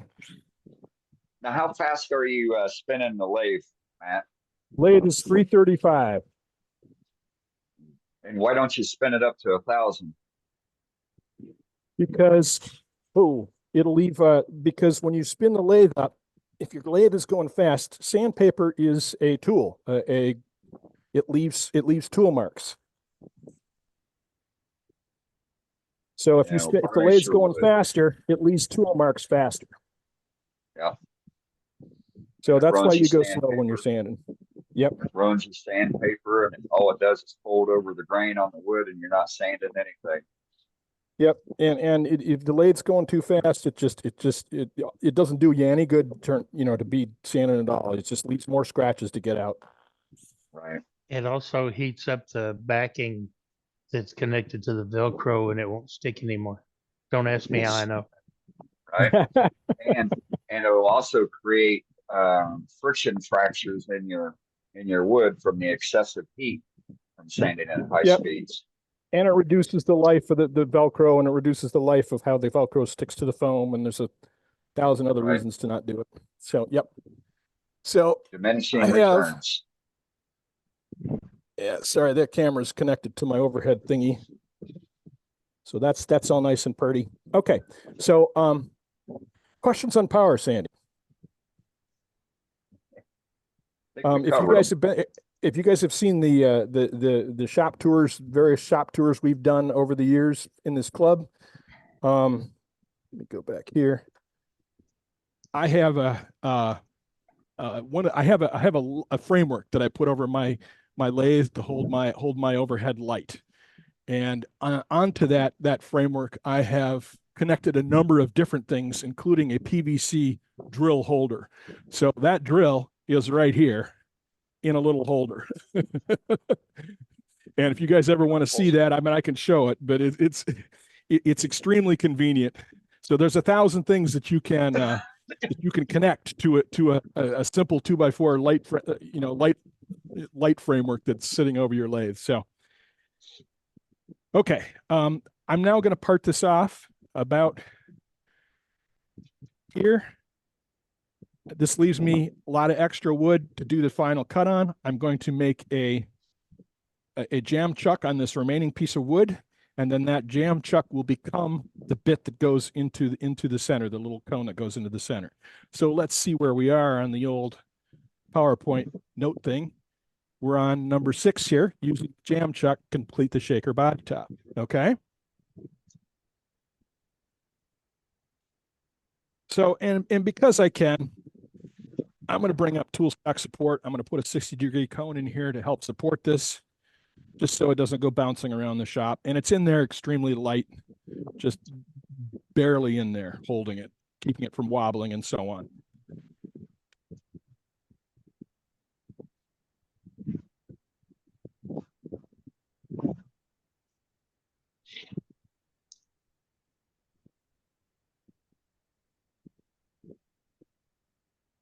Now, one of the things that I teach in my beginning wood turning class is that if you're using a parting tool to part something off like this, you want to make sure that you leave a lot of room in there for the, that's just aesthetic, for the tool. Because if you just go in a single parting tool width wide, especially with the square ones like this, you'll bind the tool in the cut. And that's never fun. It could get hurt. There's a lot of things that could go wrong with that.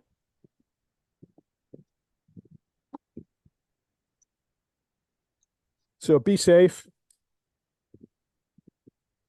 Use tool stock support as long as you can. Make your cuts wide enough. Okay, so here's where we are right now.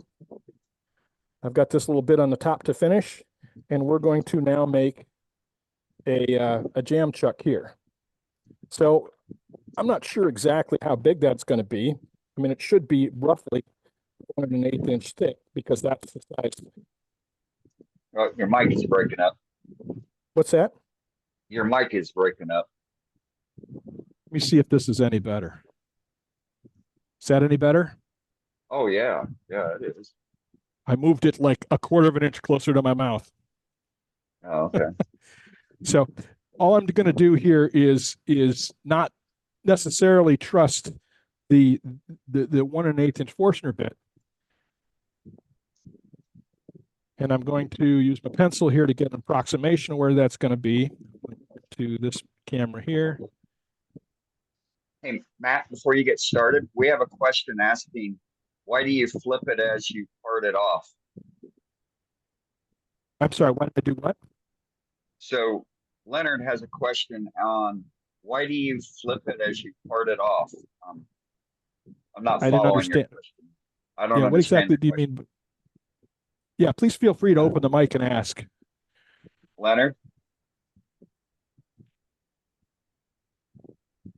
Not sure what you mean by that, Leonard. So Matt, when you're parting it off, you're actually, it looks like you're going in, taking some off, coming back out, flipping your tool, going I got back you. in Okay. again. So this part of the tool is, Yeah, your mic is breaking up, man. It's like it's disconnecting. it shouldn't. Is that better, Dane? That sounds better. Right now it is. Oh, geez. Okay. This parting tool was an experiment, and it's not. Let me show the back of this. I don't know if y'all can see that, but it's not. Yeah. It's not straight across. It's 15 degrees slanted one way. So when I flip it, I'm flipping where the sharp point is. Okay. So square cut. Yeah, so what I'm doing when I do that, that's an excellent question. Thank you for that. So what I'm doing when I do that is I'm putting the sharp point in. Whoa.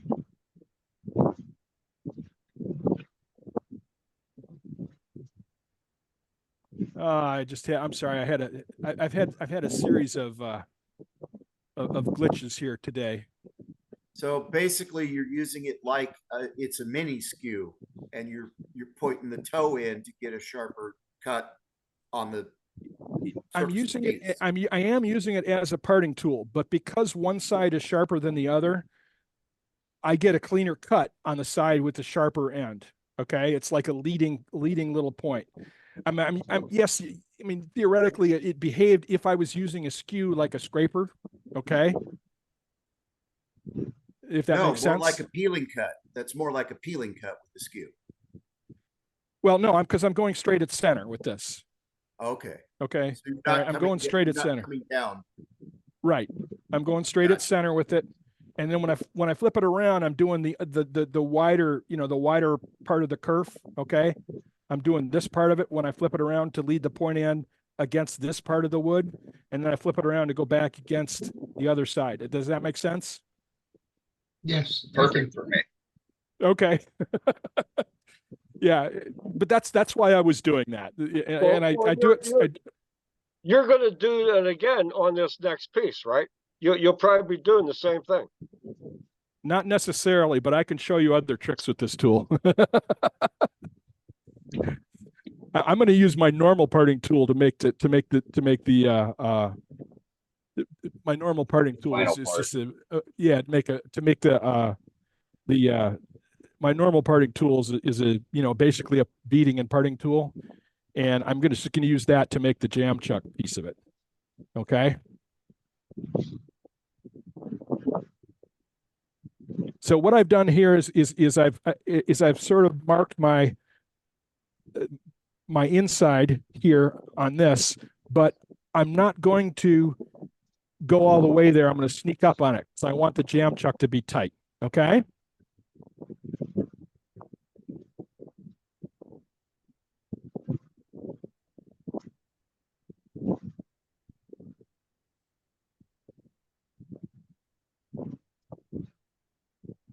I love the way this wood smells.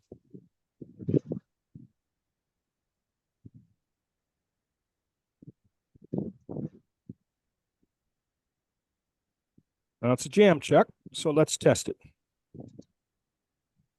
I got a ways to go with that.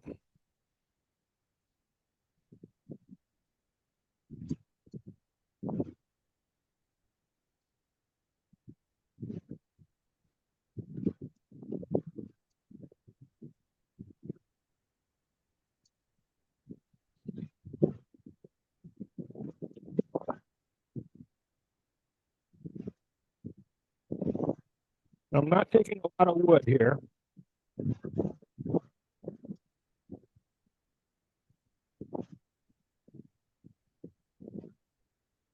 And the jam chuck is slightly,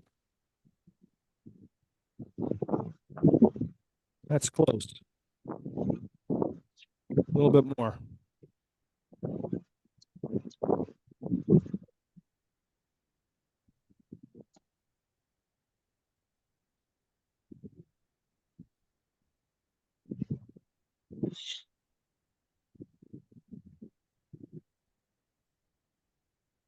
All right.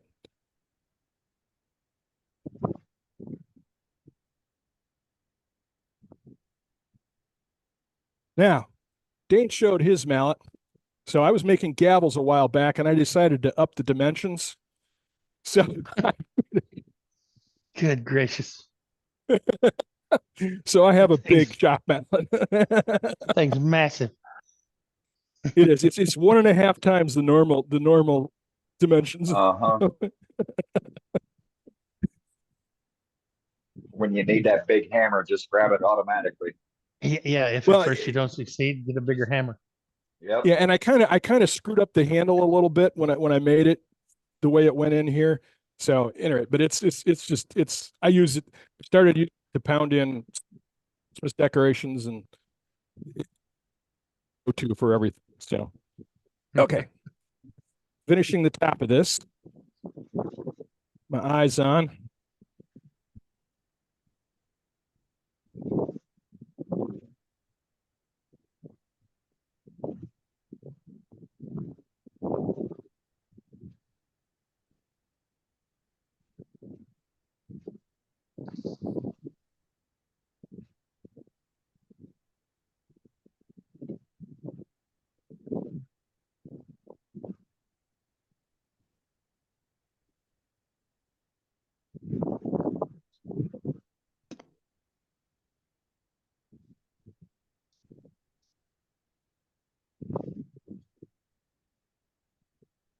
No.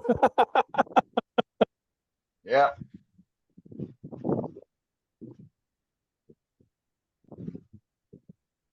That's okay. I can hold it.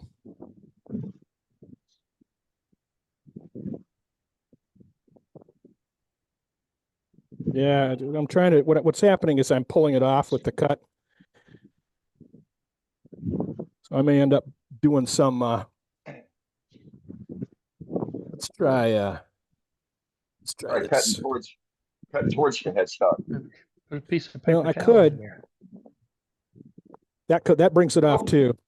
So I may. Let's see if I can do it. It's getting smaller. Paper towel time. Yeah. One little Toilet scrape paper. too many there, Matt. But it happens. It burnished the inside of it. So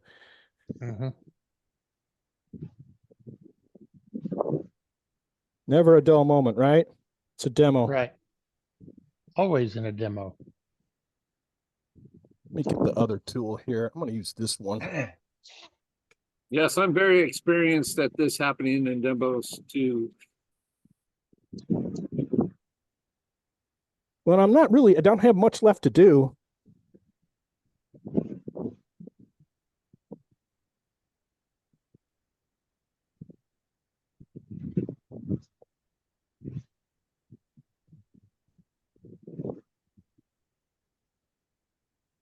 Almost there. Famous last words. Uh-huh.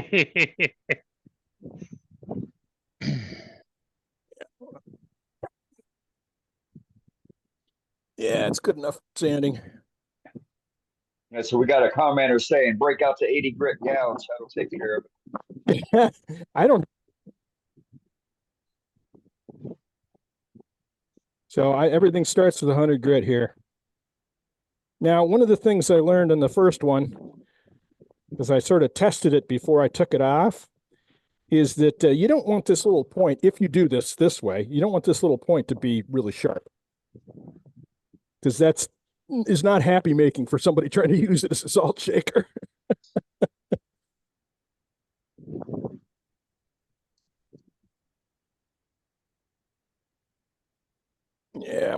to.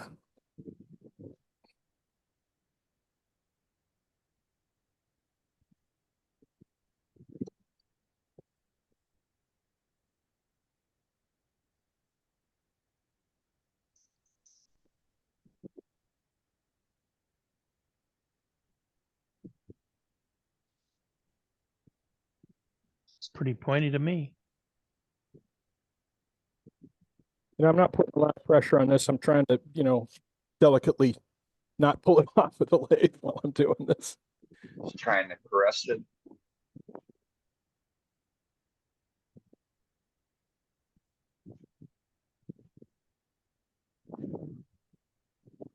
Give it a little bit of fine love.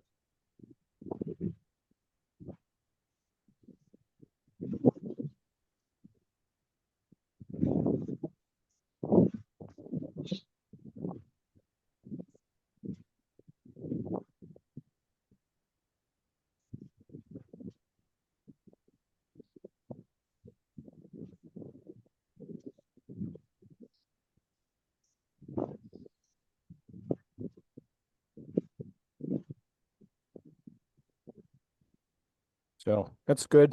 I like that so far. Let me go over here. Okay, so there's a little salt shaker, right? Okay.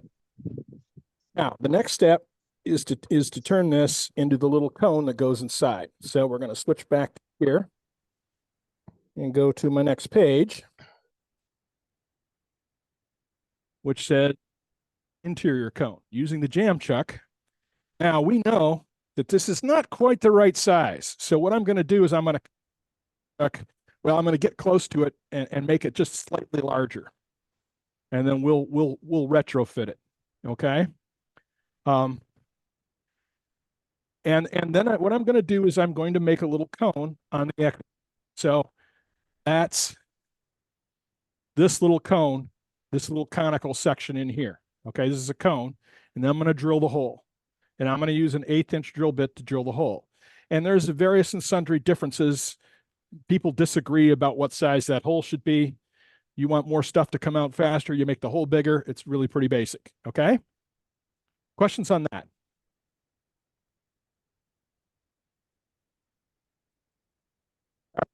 How do you get the plug out when you need to add salt? You don't. Dane makes his so he can pull the plug out. This one, the reason why this top section is conical is because you take your salt and you put it in the little cone. Yeah, it came to me as I was asking the question.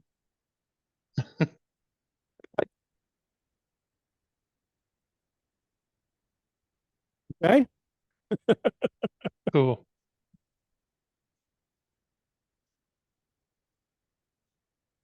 All right. So we're gonna make this. Yeah, I know you make it a little different, Dane. I think we'd all like to see it. Yeah. I know I would like to see it. Because Dane and I have. What's that? I sent you pictures. Well, you sent me. You sent me pictures of your process in text form, right?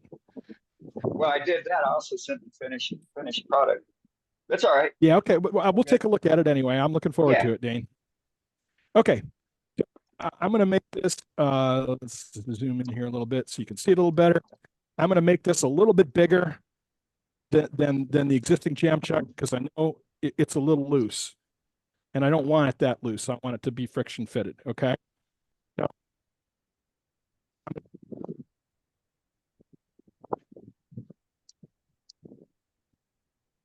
Okay. If you're talking, we didn't hear any of that, Matt. Why not? We don't know. There was nothing. Yeah, if you were talking when you were pointing at the jam chuck residual tin in there, we didn't hear anything. Right. Can you hear me now?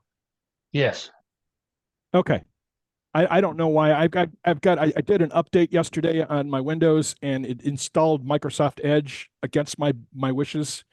And had crap popping up tonight during the demo. So what I'm going to do, I know that this jam chuck is a little too big to fit perfectly snugly.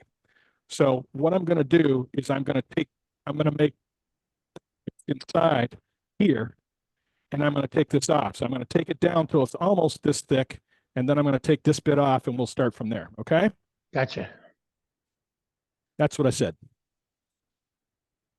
All right. Eyes on, get my face shield on.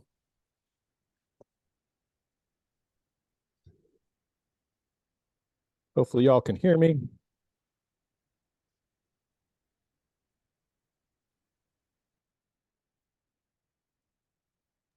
Yes, we can hear you. Good.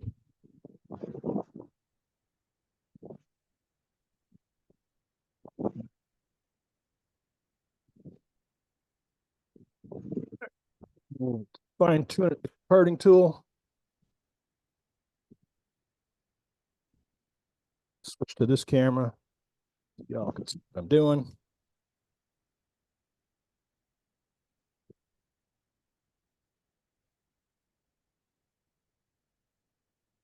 Okay, now I know that this is a little too small, so this is going away.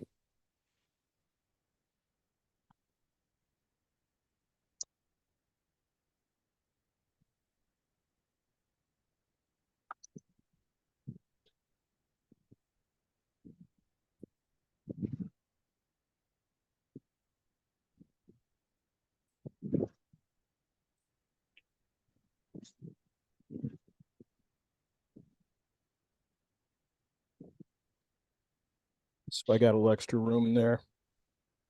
All right. It's a little too big. That's fine.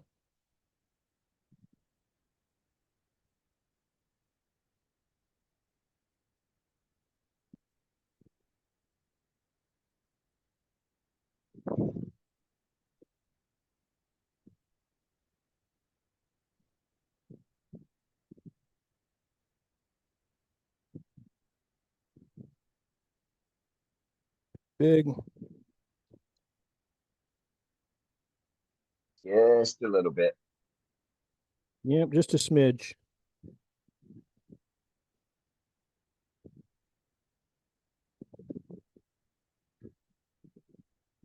Now, it was kind of fun doing the practice one for this because it was perfect. I didn't have Always to do is. this at all. Never fails. Didn't come off of the jam chuck while I was turning the top. All right. And it's never on video. Well, you guys get to see me be creative with how to do this, so Uh-huh. making it work, right? That's the beauty of what we do every week.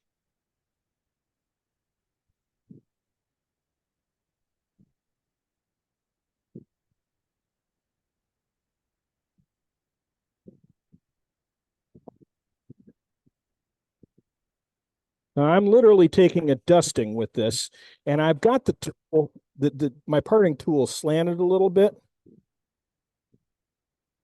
It's almost there. Okay.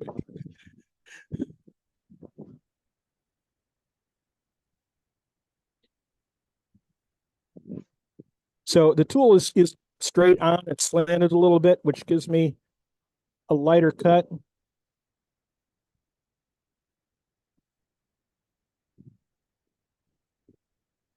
Okay, that's perfect. All right, so I now have to I'm going to make the inner cone here in this end. And all I'm going to do is I'm going to use, and I could use any number of tools to do this, but I'm going to use a small deep fluted bowl gouge to do it. I could do it with a skew.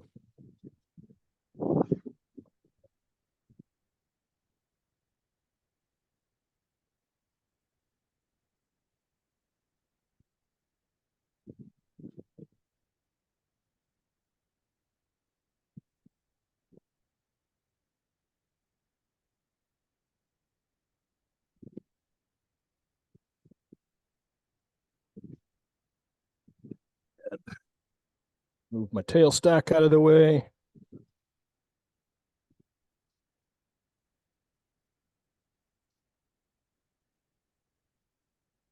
Okay, and let's pick up the skew here and make a dimple in the middle. The reason I'm doing that is for the drill bit, which is next. So I'll pull the out of the way. Bring in the Forstner bit. Well, take the Forstner bit out of the drill. Jacob's chuck. Yeah, that, The that'll allow a 1/8. lot of salt to go in. Yeah, use that Forstner bit. Yeah. Yeah, that, And a lot of salt to come out and defeat the entire purpose of the whole exercise. yeah.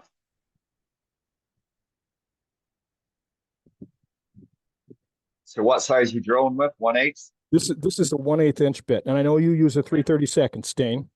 So, like I say, there are you know, every one of us will do this. Um,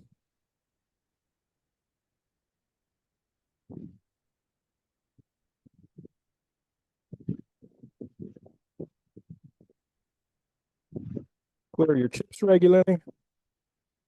Let the drill bit do the work. How fast are you drilling that? Well, I usually drill a lot faster, but this is at like 520 or so. On the first one, and I was using it, the first one I did was it was a piece of elm that was old and punky, and the drill bit wandered. So I'm trying to let the drill do a little more of the work, go a little slower here. If you follow me? Yes. Okay. So that's as far as I need to be in there now. How far up did you drill? As far as the drill bit, I don't know how far it is. It's further than it needs to be. It's 1 3/4, 1 7/8 inches. So inside here, though, my cavity inside is only that deep. So my next step, and it's probably here in my document, is measure the interior of the shaker body, step number 3, and subtract at least 1/4 inch to 1/2 inch, and this becomes the cone height, okay? So I'm going to go here to this camera, and I'm going to use my calipers to measure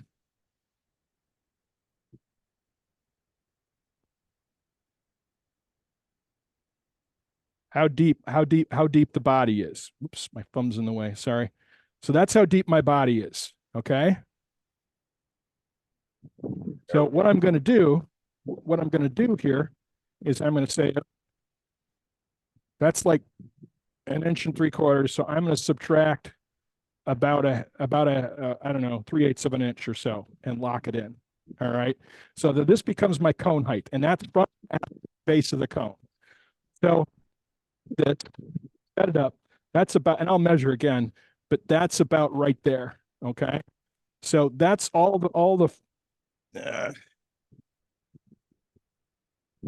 that's all the taller my cone is going to be. Okay. Does everybody understand that?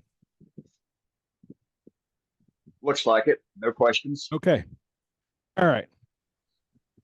So one of the other games I'm going to play here when I turn this is I'm going to leave a little bit of a lip on the on where this shoulder ends. So what's going to happen is when I push this in, that lip is going to sort of cover up the little gap at the top. Okay. Ever so slightly larger than the rest of the piece.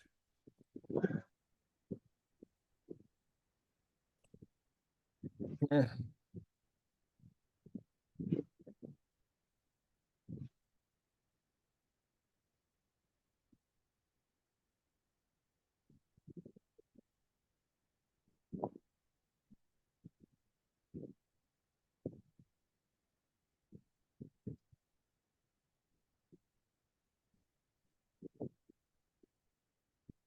I don't need all the rest of this stuff.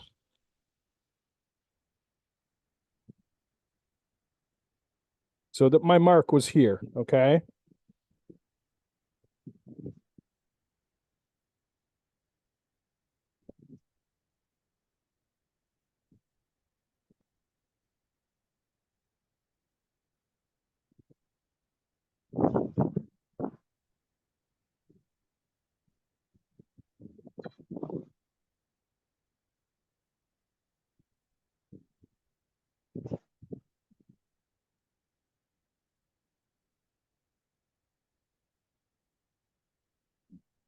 Now, before I forget, sand the inside, sand the exterior cone. Do that before, while the piece is still on the lathe.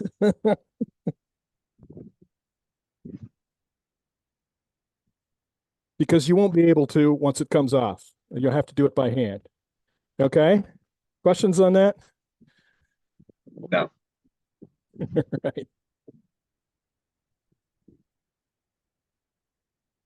All right. Good enough.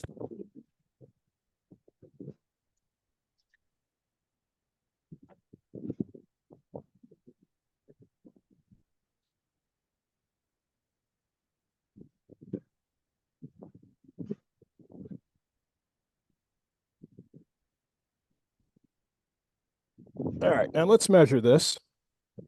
What do I do with that? All right, I can go a little deeper, and I'm going to.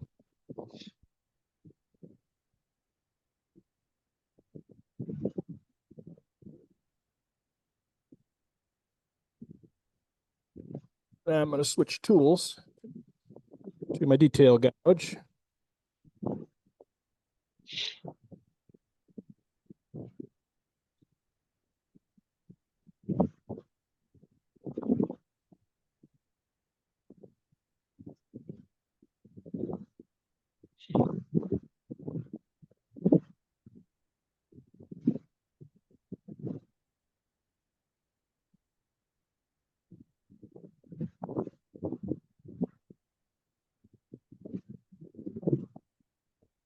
Okay.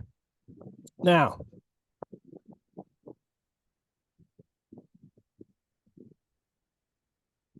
it's probably a little too thick there. Let's trim this down a little bit. What I'm going to do is trim this this little ridge here down a little bit.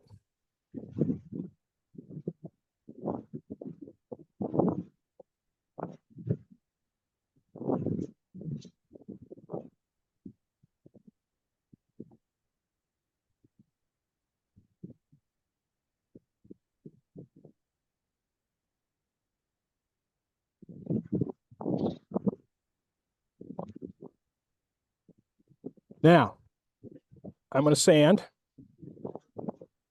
Now remember, there's no finishing on the inside here. You don't want salt sticking to stuff, starting with 220. Also 220.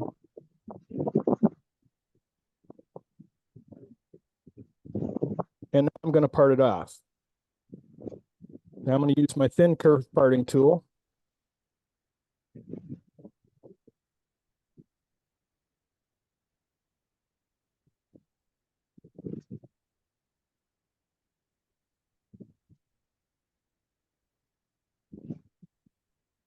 Now, there's the top of it. There's the bottom. Okay. Now, what I'm going to do is I'm going to come back here, see if I can find the tool.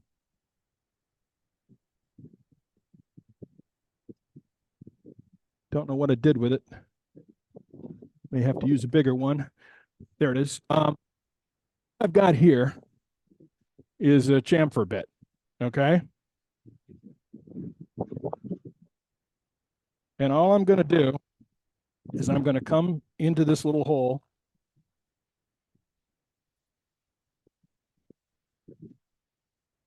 and make it a little cup. Well, it cleans the top of that.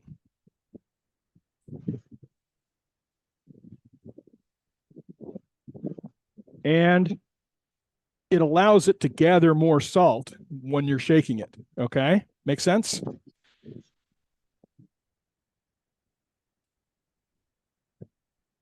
Because what's happening on the side of this is that the salt's bouncing around in there, and you want it to go in the hole. All right. Questions You're so out of far? camera view. You're out of camera view. Yep. Questions so far? Nothing in chat. All right. So now all I'm going to do, and I hope this works, is put it in here and use my big ass mallet.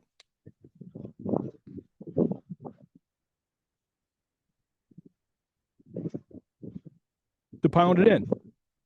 All right. And we're good to go. And if you need to, you can sand off the bottom a little bit.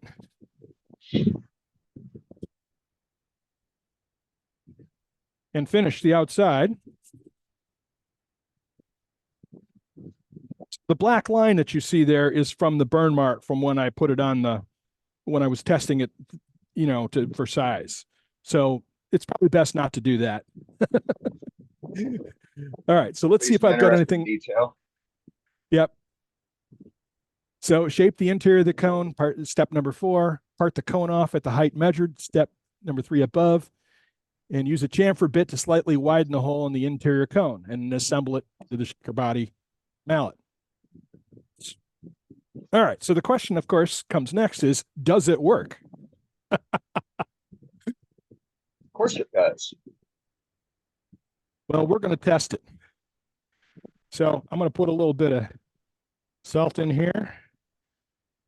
Not dump my salt in the floor of my shop.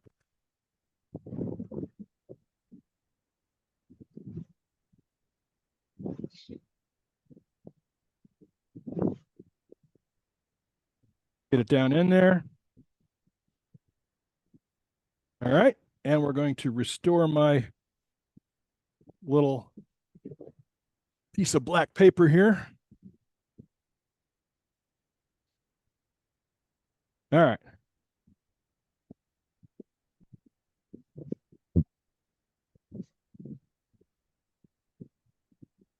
And it works. See the salt? Oh. Okay.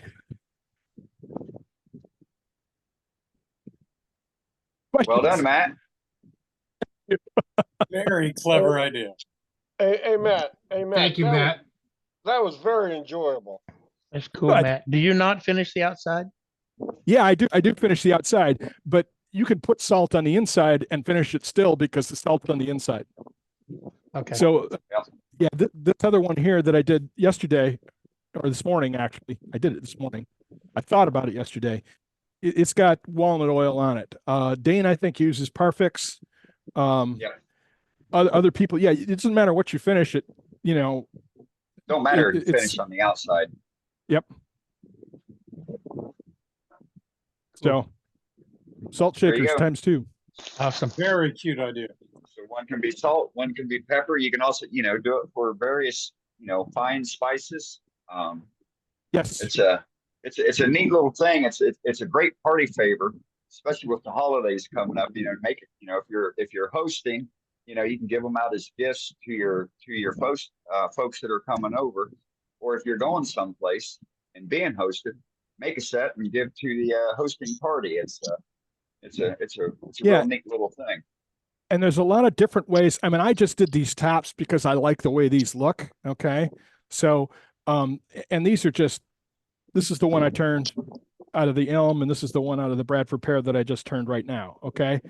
So you don't have to do it this way. Alan Stratton made snowmen and put a black hat on the pepper and a white hat on the salt.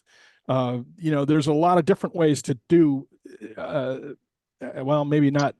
Maybe it wasn't Alan Stratton who did that. Maybe it was Mike Peace who did that. But the way that Tomislav does the tops of his is way different than what I did. And Alan Stratton made these volcanoes, which is just basically a big cone that looks like a volcano or a mountain of some kind. So there's a lot of different, you know, this section of the piece is completely.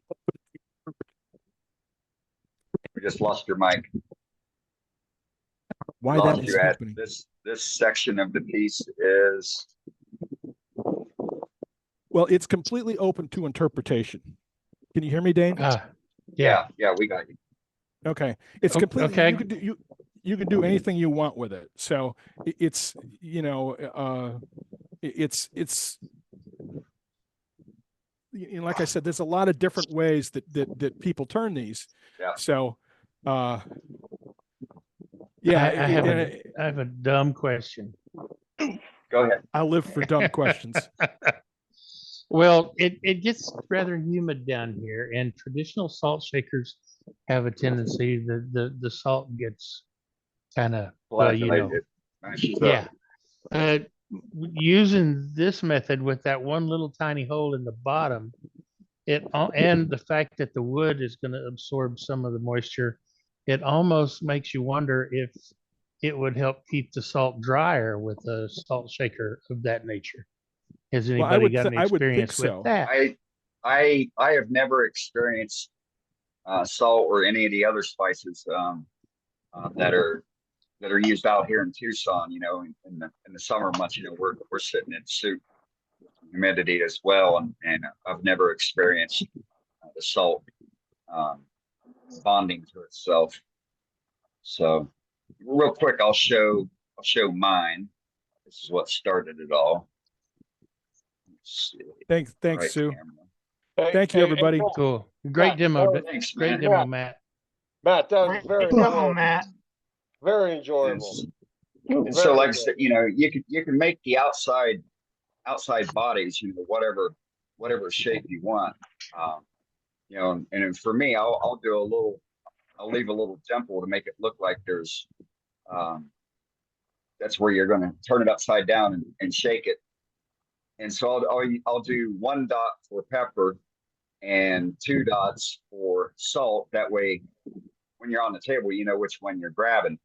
And then so like for mine, the inside for my cone, it's conical, got the same shape, but it's also hollowed out to where you can get your finger in it. And I've got a slight bead and I got a slight recess on the inside here, and that's what matches. And so, yeah, you can pour your salt or your spice in through the main hole and sit there and shake it, but you're only going to be able to get so much in there.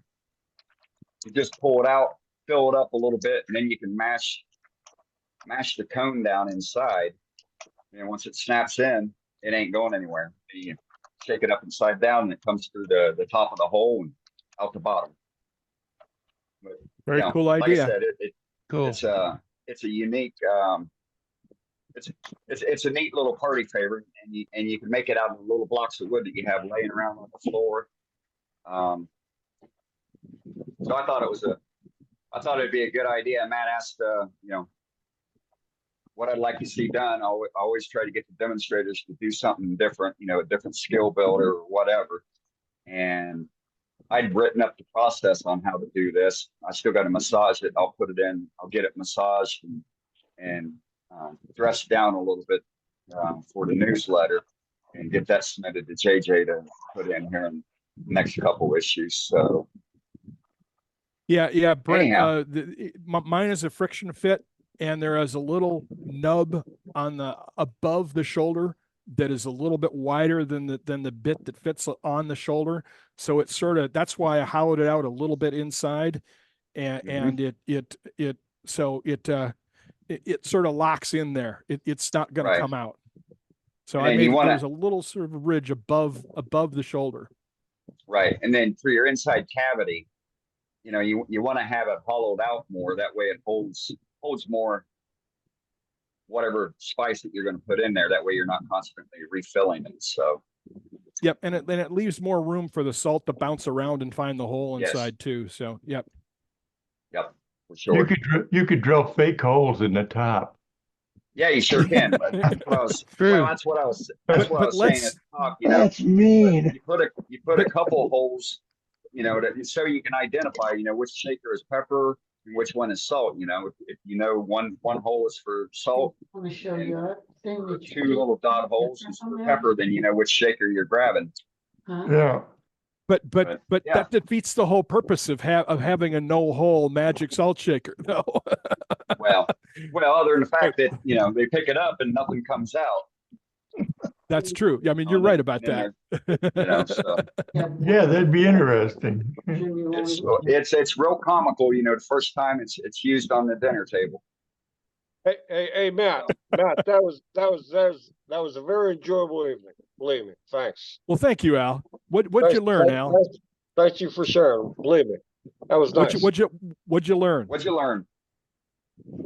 Well, first of all, you're a really great handler of your tool. Actually, I was really watching, and very nice. Okay, thank you.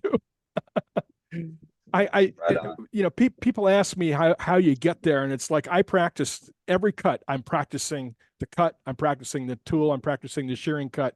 Even when I'm hogging, I'm practicing the shearing cut. So it's if you turn enough, you learn that you're training your muscle memory. You're teaching yourself and your body how to work with the tools. So it's all there is to it, man.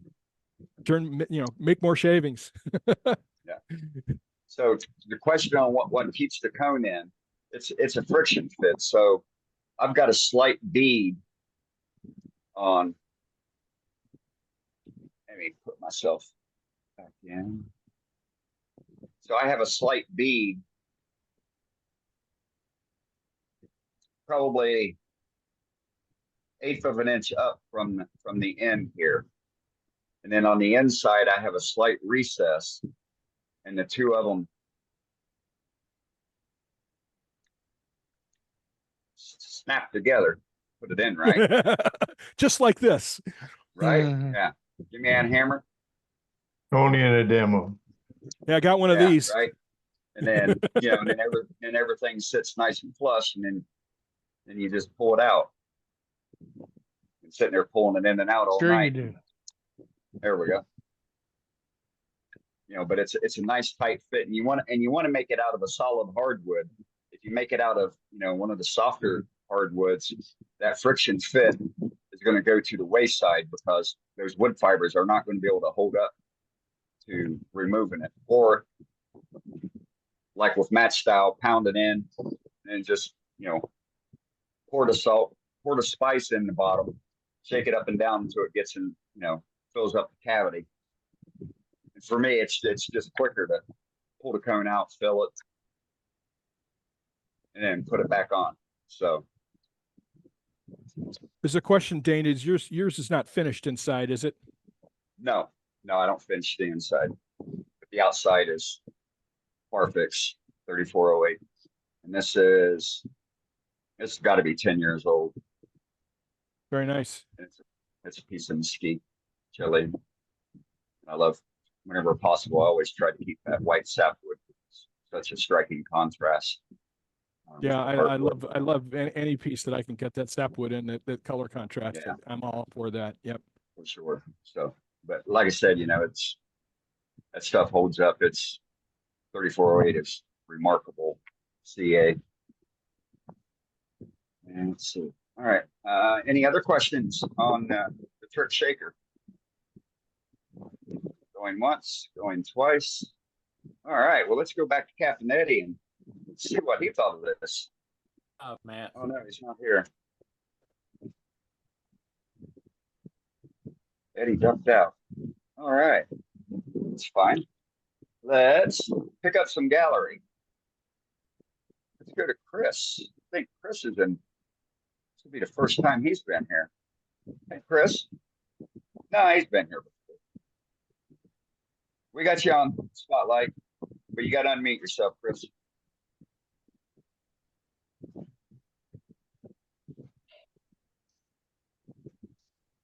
There, am I back? Yeah, we got you. Yep. Okay, unexpected error. Zoom crashed. Okay, I've got. No worries.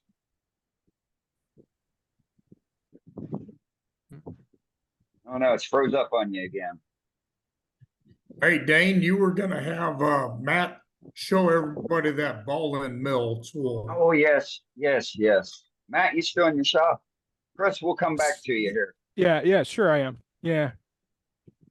So I have. You're talking about the ball end mill tool I used. Yes. Yeah. Yes. All right. So it's let me switch the camera to zoom to be mixed. Come on. I'll be right back. Okay. So what this tool is this is a 2-flute ball end mill. Okay. So there's 2 flutes. You don't want the 4-flute one. This is a 3/8, and this is like a 3/4 inch bar steel that's just drilled out. And it's got there's one on this side and there's one down in here. And there's a little sort of a notch, and that's what the grub screw is. It holds it in there. So you just drill it out and put it in there. And it's the 2-flute ball nose 3/8 inch end mill. And it's a You're metal. saying that one is double-sided? Yeah, so there's one here and one down here. Oh. And they're like $7 or something. So like, you turn it till it gets dull, and then you unscrew it and flip it around and turn that till it gets dull, and which is like 2 years worth, and then you just buy another one. So this is my favorite tool to do small hollowing with, especially goblet interiors. I can get 8 inches off of the lathe, off of the tool rest with this tool, and still comfortably turn. It doesn't produce a lot of abrasion. The flutes are already at a shearing angle, so you get a nice shearing, smooth surface on the cut. Usually when I'm using this to turn the inside of a goblet, I don't have to sand. So if I'm going in like this with the flute straight up and down, I get a very light cut. If I open it up like this, I get a heavier cut. Okay? Questions on that? Yeah, where do you get the ball and flute? Ace Hardware. And mill, I've got them on Amazon. Granger sells them, but they're a little expensive.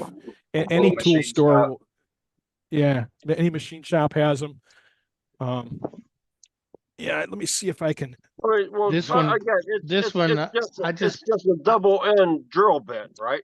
No, it's a No, double it's a ended ball mill. end mill. I just posted a link to one that's $5.49.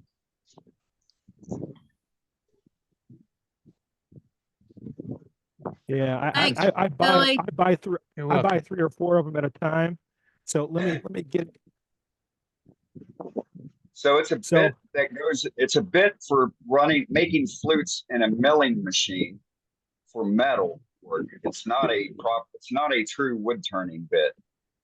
Yeah, it looks like this. It's got this little notch, and it's 3/8 inch, and it's just a ball end mill on both sides, and it's got 2 flutes rather than 4 flutes, because you can buy them in 4 flutes. But that's what it looks like, and that's what's inside here. It's just inside here like that. That's what I just Okay. posted a link for. Yep. Yeah, they're $5.49 each shipped. That's not bad. And make Yeah, sure buy you're 'em looking now, at a 'cause ball it- end mill. Yep. Because there's Matt, flat are you bottom end using mills that- too. It's called a ball flute. Ball end mill. Ball end mill. 2-flute ball end mill. Hey, Matt, show Yeah. them what that tool will do on that scrap you got on the lathe real quick, if you would. All right, let me do this. Matt, are you twisting that tool a little bit, or are you using it as a flat tool? He's going to show it right now. It'll Okay, great. drill. It'll self drill. Okay. So let me switch to the end camera here. Okay. So it'll drill. So and this just let me face this off here real quick.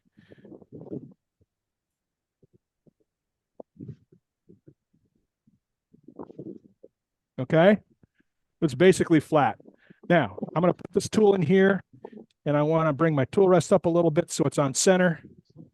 So if I push it, it's going to.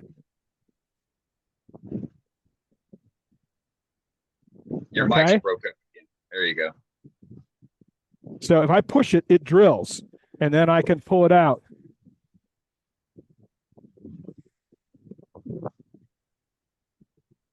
And depending upon what edge of the flute that you're cutting on is going to be how aggressive it cuts. The more open it is, just like a gouge.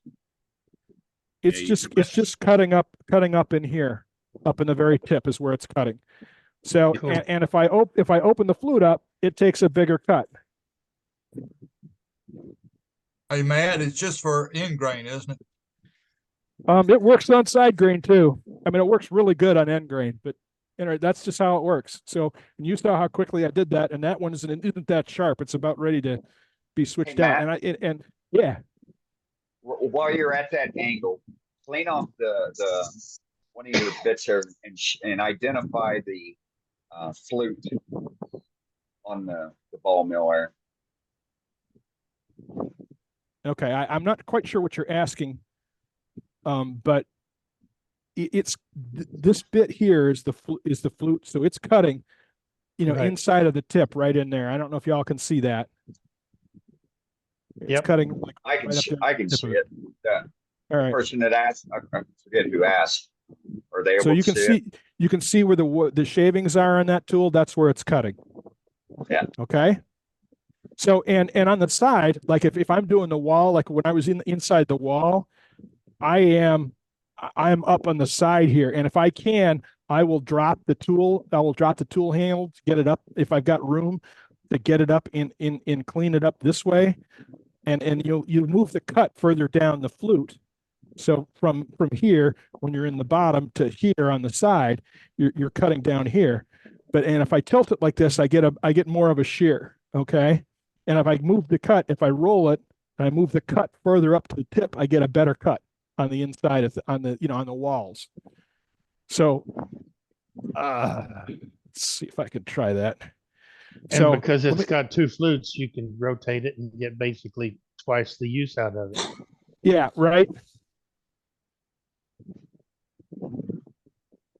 So then you can put it in reverse and cut on the opposite end, so you get 4. Right. So you get 4 for the price of 1. Yeah, that's exactly right.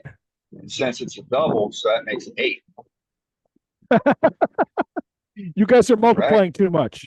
There's 4 flutes, guys. Yeah, 4. That would be 4. There's two on this one and 2 inside the shaft. Right. That's 4. That's like years worth of use. So on the one tool. So I bought last time I bought these, I bought like 4 of them, and I've only I think this is the second one I put in the tool in like 5 years. So Max, you guys you are do missing, the whole tool. you guys are missing the humor from putting it in reverse to double it up. Is there a handle on it? So, yeah. I made a really, really long handle for leverage. Okay. And because this is the first handle I made years and years ago, I didn't even put a ferrule on it. So put a ferrule on it because it'll be good. But I could comfortably be, and I have to get a tape measure here. But this is from tip to the handle is 10 inches. So I can happily be, I can happily be this far off of the tool rest, cutting this deep in a piece and not worry about tearing the piece up or getting too much vibration. And do you have that in half inch solid bar stock, or is that just a hollow tube? It's a 3/4 inch bar stock that we hollowed out. Okay. Yeah. And what size tool is it? 1/2 inch or 3/8? 3/8. 3/8. 3/8 tool, 3/4 inch bar stock. Yeah. Yeah. Don't the use, link I put up. Go ahead, Dan, the link I put up is for a 3/8. Okay. Yep, that's the one I have. Somebody used a golf club shaft, and that is a big time no. Oh, no. Hey, up in the chat earlier when Chris was asking about the tool, a couple of us put in links on how to make that, and it's also on our website. So check out the tool. Yeah, I've talked about every time I use it in a demo, people ask about it. So I know we've talked about this a lot. I did a whole demo on it. So yeah, I know it's up there on the website. Yeah, you showed us even how to make it, but when the club first started. Yeah, I remember doing that. Yep. Yeah, there were several folks that did that. That was all the craze. If you guys want, I don't know why everybody doesn't have this tool. It is so useful and so cool to use, and I love it, especially if you're doing small turnings of any kind. It's a great tool. So yet another tool I have to make. Yeah, it'll take you 10 minutes, Billy. Come on. Billy, when you make one, make 2. I was saying the exact same thing. I'm looking for my stock right now. Hey, Good to hear. Good to hear. Hey, spreading tool gold everywhere I go. Any other questions for right. me? Any other questions? Oh, somebody wanted to see your holster for the drill. Okay, let me see if I can do this right. I'll use this camera here. It's on a quick release. And I gotta take it off of there. A fancy dancy little holder for it, for the cord. Okay. We'll do the holster and then we'll get back to doing gallery. All Matt, right, so when let you me get sli- let me- when you get a second, send me a link to that quick release. I will. I have to look it up. I bought it on Amazon somewhere. Okay, so let's see. That's this camera here. All right. So sorry about the vertigo. Glad I'm That's not. right. I'll open my eyes when you stop. It's PVC pipe. That's all it is. And there's a little Oh, slot cool. cut in the bottom for the drill. And it's like bolted to the, just there's a little piece of wood up there that's holding it onto my little light deal. Okay. Can you see the bolts up there? Whoa, sorry. Yeah. Yeah. So, and there's just two holes in there, and they're just carriage bolts that I had sitting around. So Yeah, you can turn a dowel and use a dowel for it.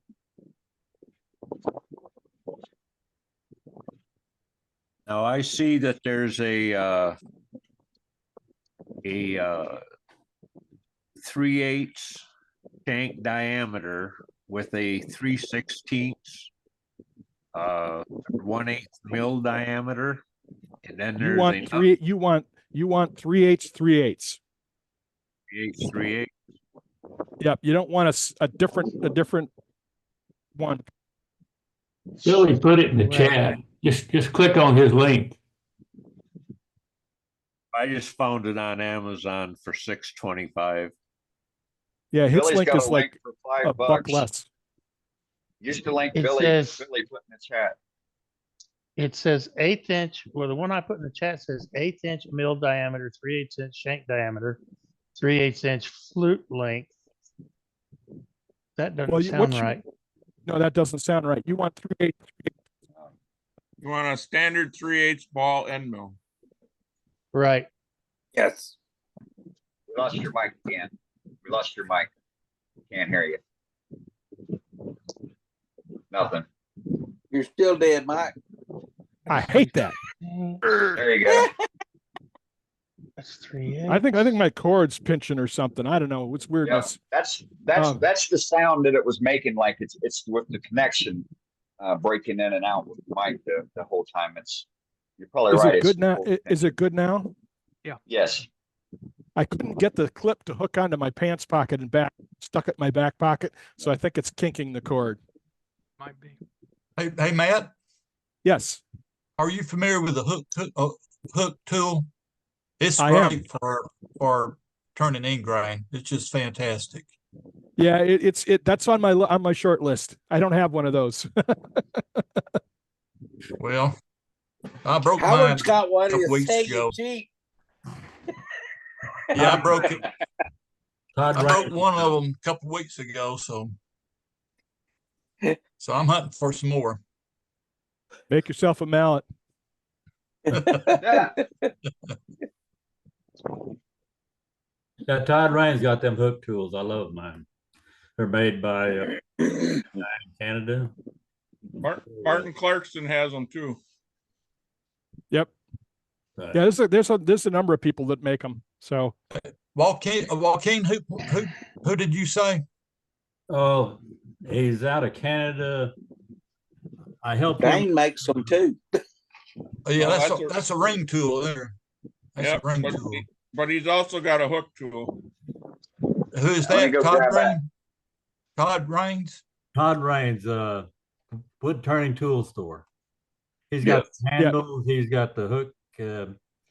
It's really a nice setup. he's got a lot of good Okay. stuff. And Martin Okay. Clarkson's got hand forged ones from Hungary. There's a hook tool.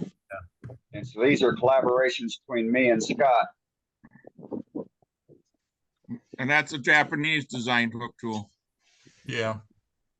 Yeah, I've seen them, but not in person. And they eat up the wood. Yep. Yeah, I've watched people Most use them on mice are- video. Yeah, I don't, Sue. I don't sharpen that 2 flute ball end mill. I mean, you could some of the sharpening jigs for them, but I don't sharpen them. They're just so inexpensive that I don't even worry about it. They're not worth sharpening. You can buy them cheaper. Right. All the Yeah, double end 3/8 I'm finding on Amazon are way expensive.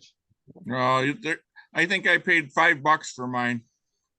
Yeah, that's about where what I remember also is 5, 6, I 7 hadn't bucks. found any for less than 20 so far.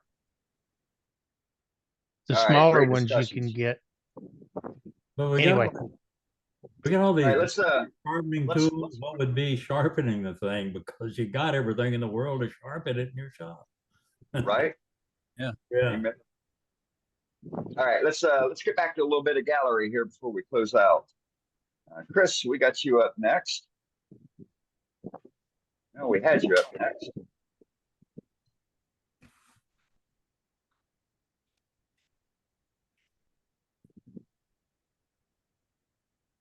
Spotlight.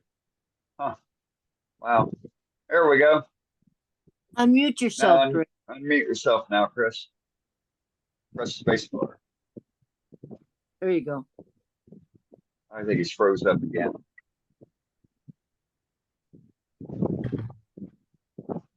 Well, you talk about gremlins striking everybody. Can you hear us, Chris? Blink twice. I can hear you, Dane. It's he's frozen. I meant Chris. Oh, all right. Let's go to Joaquin. We'll get back with There he you. is.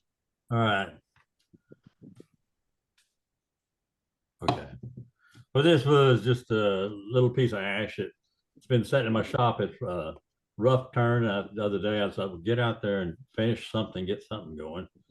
And I'm a fan of enclosed bows. I like that design. Mm-hmm. And Very nice. Thank you. That's really pretty, Joaquin. Thanks. That's a nice ripple. I saw a bowl like that earlier from somebody. It was real beautiful, just like that. How about this? Yes, then wow. That is gorgeous. We was on Martin Croxton earlier today, if y'all haven't caught on yet. This is a piece of and this is an unusual piece of Texas ebony. I've never had one solid black like that. Yes, sweet.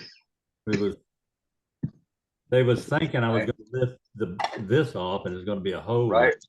But I made a lidded bow out of it. Yeah, I like it. That's perfect really use.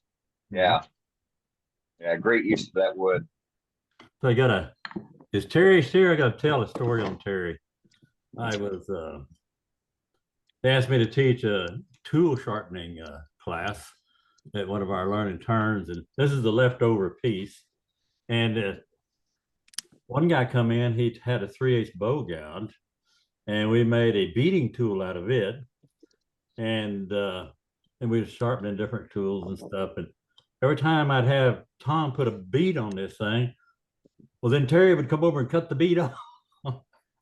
And this was about 2 inches bigger and about like that. It was a great class. I thought, I need to finish this or do something with it or go back and do a collaboration. But it was a fun and it was an exciting class, just joking around and cutting up with each other. Right. But I'm going to hold on to it. That is such a great story. Yeah. And so I've got a demo Saturday, and so I thought I ought to get out in the shop and do some practicing. And these are my offset cranes, and I'm going to demo these at SWAT. I'm going to demo it Saturday, and this what's her Pam? She called it the Elegant Sandhill Crane, and it's because I tried to copy one. This is the papa, and this is the mama, and then I've even got the baby. Nice. So I got out there, I needed to practice, and I had a piece of small. Joaquin, what wood you turn those out of? Those all three are mesquite. Mesquite. Okay. Yeah. And this is called a hackberry. I left this one on the, this is the Paul Howard offset chuck. Hey, Joaquin. Hey, okay. So what was your first step? Was it the body and the head? Where is center at? The head. Okay, the head. All right, this was rotated, and the head was turned first. Okay. I don't know whether you can tell. No, turn to bring your right arm back to you.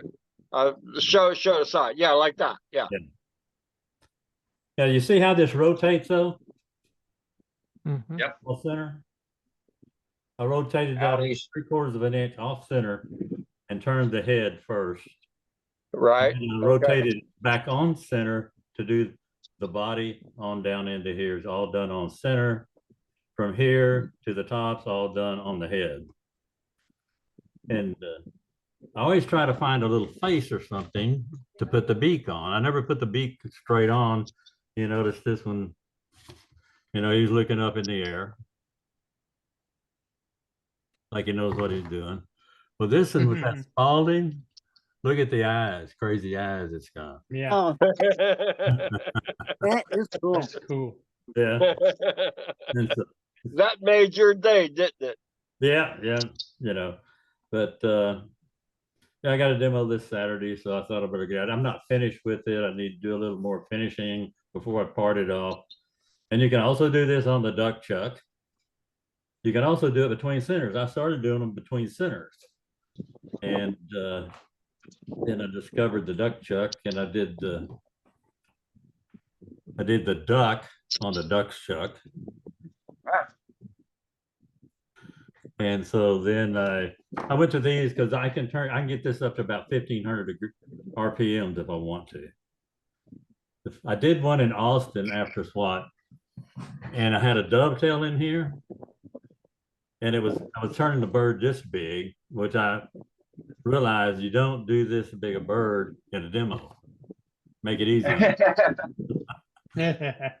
Well, I turned about 6 birds on this other one. It had a dovetail on it, and it started moving on me. And when I got it back to center and started turning faster, it ended up on the floor. I didn't get to finish the demo. And so I called Paul Howard. I said, Paul, I put that dovetail in there and everything. And of course, I know I used it probably too many times. He said, yeah, Joaquin, it won't last forever. The faceplate works better. And so this one has a faceplate on it. Joaquin, do you use the tailstock on the first when you go off center? Use the tailstock above the head? Yes. Okay, yeah. Totally complete this with a little chunk out there and cut it off at the last minute before you get to the center. Gorgeous. Nice job. Those the birds. Yeah, hackberry is pretty. Yeah. And that's what I got. Thank you. All right, right on. Thank you, Joaquin. Yeah. All right, let's go to. Oh, try it one more time, Chris. There he is. Oh, yeah, there's something going on with Zoom. Every time we go to highlight him, yeah, it freezes up his Zoom. All right, let's go to Mr. Fitz. Hello. Hello. So, hello, Todd. I'm in the shop. I don't normally use this camera. Hopefully you guys can see it. Joaquin was showing a little piece of ash he had. So here's one that I put this on the lathe like 4 weeks ago. I was going to be going to somebody's house. I had this underutilized piece of prior project wood, scrap. And so I did the Hampshire sheen on it and an embellishing wax. And I don't know, I don't like it because the white wax and the grain sort of looks dirty or something. So it's just been sitting there on my bench for a month, and so maybe I'll finish that here. But looks pretty good. That's what I was. Like it. I don't think it looks dirty. No. So yeah, I don't. It I looks don't- great. It just in some places, like maybe where the end grain is or something on it, like right there, it has a looks gray. like, to me, it looks like tear out. Yeah, but it's not. Todd, what if Right, you but took but your wax is making it look like that. Yeah, it's that grain, but what if you took a wire brush, electric wire brush, and cleaned all that out and then did it? you know what? That's a great idea. I've never tried that to like really enhance that open grain there before I embellish it. That's a good. I might take this and throw it on there and wire brush it and then redo that because I'm not real happy with it. But then for the last week or two, this has been on my lathe, and so I sort of started to try to finish it today. Oh, that's cool. It's not buffed out yet or anything, and I'm not real happy with the finial. So got a curly maple with the Hampshire Sheen intrinsic dies, and then the lid is a walnut, and then you can really see a lot of open, the grain in it is sort of open. So I haven't really buffed out that lacquer in it yet. So you can sort of see the grain in it yet, but I sort of like it. I might leave it like that. But this Cocobolo finial that's on there, I think I'm going to replace it with a Texas Ebony finial. I don't like that sort of, you can't see it. I don't like that orange color that's in it. I'm not getting that color on there for you guys. But well, if you don't like that, you can just bring it to Waco and I'll take it up again. So I might bring it to Waco. We'll see. So yeah, so I'm really happy with the body of it and everything. It's almost a calabash, except for a foot. Yeah. And then I tried to take like the angle on the lid and match it to like an angle inside of the bowl. And then I like the shape a lot. And then the inside of the bowl is left natural with just a Danish oil in there that hasn't been buffed out or anything yet. So it's not quite finished, but it's getting pretty close. So it's really pretty. Yeah, thank you. I haven't taken the tenon off of it yet and put a foot on it, so it's almost there. It's beautiful. Oh, thank you. And there goes the finial that's not glued in. It's a sign. I swear it's a sign. And if I knew what a broom was, I'd be able to find it. But it's in the middle of a bunch of shavings. I don't know where it went. Well, you're gonna make another one anyway. Maybe, right? So I want the darker color of the ebony, I think, instead of that sort of orange that was in that Cocobolo. Yeah. All right. Thank you, Todd. That's me. Oh yeah, thank you. Very good, Todd. All right, let's go to Beautiful, Mr. Todd. Howard.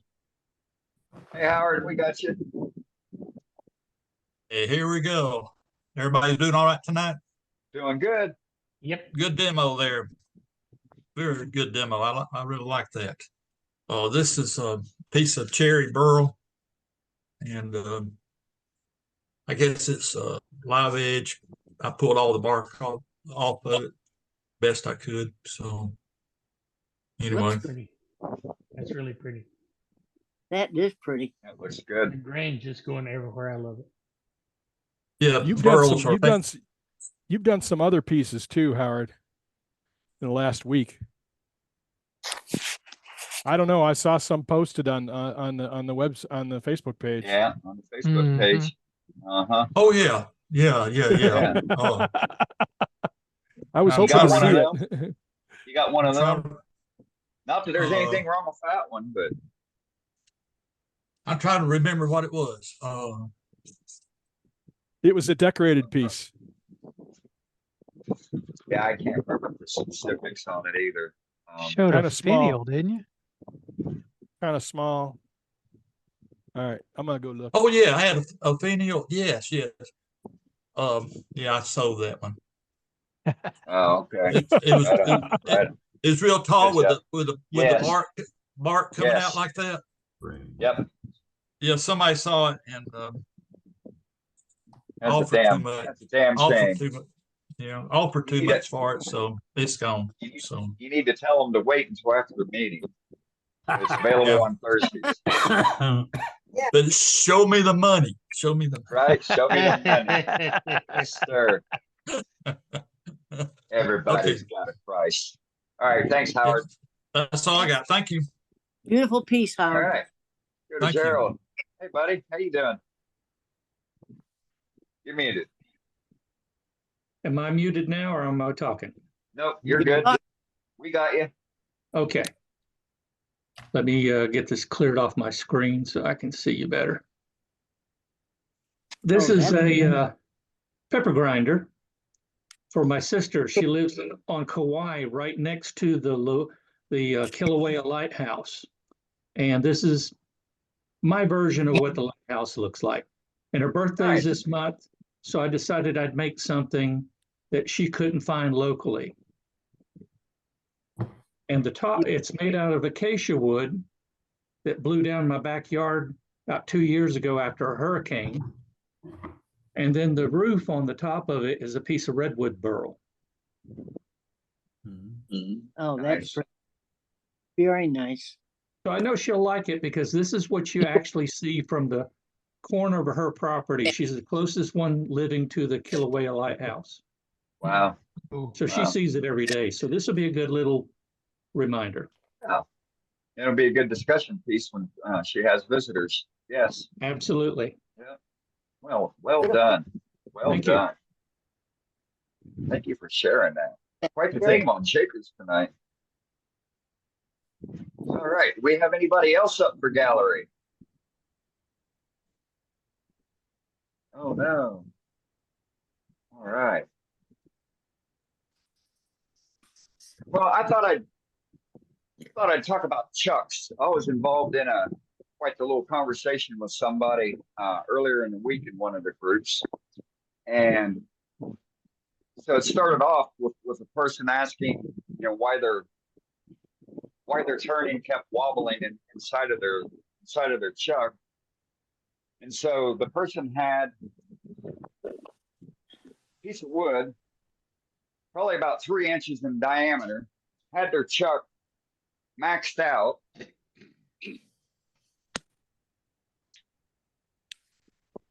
Just chucked up straight away on the cylinder. And so me being me, went in and explained the anatomy of the tenon, gave her the reference of the anatomy of a tendon and recess that we have on our website. And she was very thankful about it. And, you always have one, that their way is the only way. And this guy just on and on about, that's how he does it. And, maxes out, the maximum diameter of the chuck. And that's how big your tendon needs to be. And I don't know, I just want to get out there that, our chucks should only be no more than 1/4 of an inch, because you want to have full contact on those chuck jaws against the tenon, and you need to have a tenon wall that the jaws are seating against it at the forefront of the wood piece. Whereas if your tenon is too big and you got your chuck jaws open, instead of making contact on that solid piece of round steel going around making up those 4 chuck jaws, you're only holding onto that piece of wood with 8 points of contact, the corners of your chuck jaws. And so after several, back and forth and trying to explain it, finally, the guy, did the old blockaroo and vacated the group. But on your two, it says big standard jaws on the big mark. That's pretty much maxed out to where you're going to have full contact going around, and you're not going to have the corners of the jaw going in on your tenon or on your workpiece, making those huge divots, because you've got even pressure and contact all the way around the chuck jaws. So I just wanted to review that. Yeah, Dane, there's one other here while we're on the group. there's one other additional point is that piece has to sit flat on the top of the jaws too. Yes. Because if it's not, that's where, you know, you need to have a proper solid wall. Yep. Yep. for But if those it doesn't jaws to sit, if feed it doesn't sit flat on the top of the jaws, it's not going to stay in the jaws either. So yeah. Correct. Correct. Yep. Correct. Well, I mean, I teach that to beginners too, you know, and it's like, you got to have all three. It's, you know, you don't want the jaws open too wide. You're absolutely correct about that. And it needs to sit flat on the top, and the tenon sides need to be flat too. Exactly. So and then if you got dovetails, you know, you got to turn it according to the type of jaws that you have. You know, but the main point of the conversation is just about the size, you know, because so many people think, oh, well, my jaws will open up that big, so that's how big I can make my tenon. And you know, it's just a misconception. And then the same thing with making recesses. When you're making a recess, if you make one properly, the chuck jaws, the force is going through the wall of the vessel, not on an outer, because there's nothing supporting that piece of wood except for the, you know, you can make it a 1/2 inch or 1 inch, but as long as it's on the outside of the vessel walls, 9 times out of 10, you're always going to blow out that recess. So if you make a recess like this, you can expect it to fail. Yep. Very, very true. The proper way is to have your recess just seated inside, and it doesn't have to be the max depth of your chuck jaws. You know, you can do a recess that, depending upon the size of the vessel you're making, you know, 1/8 of an inch, as long as you can grab it. But the important part is the jaws, when you're expanding them, is all that force and torque is going out on the wall and not going out here. Because if it's going out here, you're going to have an explosion. You're going to lose your recess. Yep, very true. So I just wanted to touch on, and we have that, the anatomy of the recess and tendon on the website as well. Can you hear me, Go ahead, Matt? Terry. Yeah, I can hear whoever that is. It's Terry. Matt, go ahead and show that. Explain what the 2 wooden spacers on your quill are for. Okay. So there are elaborate ways to determine your tenon size. So let me switch to this camera here. So I knew what they were for, but I thought you ought to show it. Sure. I'm real proud of this, and from somebody. So I keep a little thing on my quill here, and it looks like this. Okay. Yep. And the big hole is so it fits over my quill, and the inner diameter is minimum tenon size, and the outer diameter is near minimum recess size. So I know if I take this off of here and put it into a recess, if this fits, the recess is big enough. So. And when you're saying size, you're meaning diameter. Yeah, diameter. Yeah. Yes. So if I put the inner hole into my chuck jaws, that's where it holds. So that's the smaller diameter one here. That's my tenon size, and the larger one is recess size. So that's where it fits there. And due to the first one I made got lost in the shavings, and this is the third one, and the second one I made also got lost in the shavings. And after that happened, somebody in this club told me to paint them red or orange, and I did. And so this one is the third one, and I did find the second one, which is also painted a very vivid color also now. So if you make these, paint them something bright. There you go. All right, good stuff. So, but I've seen some really elaborate ways, like people have all kinds of things with little things connected to their tailstock and their quill for the recess and tenon size. But this is just so much simpler. Yeah. So thanks, Jerry. And if you have if you use the standard Powermatic or one-way life centers, I'll grab my camera and walk over to it. Let's see. Well, my life's it'd have to be the cone. It'd have to be the cone, Dane. And so if you got a standard dead center or live center, flip the laptop around so I can see what I'm doing. All you got to do is put your pencil on top of your standard live center and go and draw that line, and you've got your perfect tenon size for your standard 2-inch jaws. And you don't need anything tricky for your tenon. Yeah, that's why all my pencils are broken in half. Yeah. That's why. Yeah, you're not supposed to do it. That's why I have one. That's why I have one with a magnet right here on the side with a big carpenter pencil. So tilt it a little so it doesn't go directly into the wood. Tilt it so the wood hits it at an angle. Yeah. So Dane, can you highlight me for a second? Yeah. You can highlight it yourself. Jump in, Scott. Let's see. I got it. I don't know if you can see this. Wrong, Scott. Not Hampton. Maybe I can highlight myself. There you go. There we go. So if you can see this, I made this for a student. He didn't understand the part about the grabbing around with the inside of the jaws. So you can see this is a piece of basswood that's soft. And I made this for a demo for students to explain how the diameter matters.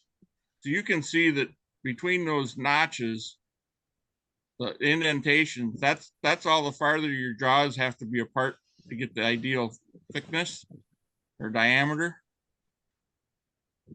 So if you got somebody that's not understanding what Dane was trying to show with grabbing on the inside and getting a full bite with the inside of the jaw, just take a piece of softwood and clamp it down tight so that they can see what the maximum diameter is supposed to be. Just a teaching tool. Yes. It's a good visual. You can see that as a visual. Some people can't understand pictures, so they need a visual. And I had a student that needed a visual. And once I explained it and showed him visually, he got it. Yeah, and you can play that game with the maximum spread of the jaws too, is just turn something bigger and show them how little that those jaws are grabbing onto the wood at the maximum opening. So, right. Yep. And so 9 times out of 10, if you got an issue where you turn the outside of your bowl and then you turn around and put it on, you rechuck it with your pen and you're off center, it's 9 times out of 10, it's because you made that tenon the wrong size and it's not gripping properly on the chuck. That's always the first thing that I would check. You know, if you've got an out of balance after you've surfaced the outside, you got it between centers, you did the outside profile, you made your tenon, you made your recess, and you flip it back around, and next thing you know, now you got a little bit of out of balance, and now you're going back at it again with negative rate scraper, or just full on with bowl gouge, reprofiling the outside. The tenon's made wrong. It's too big. It's not seated in the chuck correctly. Those are the areas you need to be looking at. And then one other item on the chuck, if you're having that issue, a primary cause of it is when you put your chuck jaws on. When you're putting your chuck jaws on, you don't just slap them on and then screw everything in. You get them. You put the jaws on, you leave the screws loose, and then you tighten not super tight, but you bring the jaws together to where everything seats together. At that point, that's when you tighten everything up. And if you're not doing it that way, and you've got that out of balance when you rechuck, that's also the primary issue of what's going to be be wrong with the turning being out of balance between Yep. putting the jaws on correctly and or making your tenon and recess in the incorrect size. Yep, and there's one other thing to check is that corner where the tenon, the surface that's on the top of the jaws and the surface that's this corner in here. Yeah. So you make sure that has to be absolutely clean. If there's any like crud or anything in there, bitty ridge. yeah. So, and I've had that problem. Like we've turned some wet oak in some of the classes I've taught, and wet oak is a real problem because wet oak will splinter if you crank the jaws down and it starts to splinter, and you end up, and if it comes off the lathe, it's going to leave crud in there. You got to recut the tenon and clean out that corner. That corner has to absolutely be clean of any debris whatsoever. Also, it's got 90 degrees and clean. Yep. And the biggest thing, like Matt says, it's got to be 90 degrees. You can't have that faced off section. If your tenon's smaller than the block you're turning, you can't have that faced off section tapered the wrong way or beveled the wrong way, because if it's not square, it's not going to grab right. Yep, exactly right.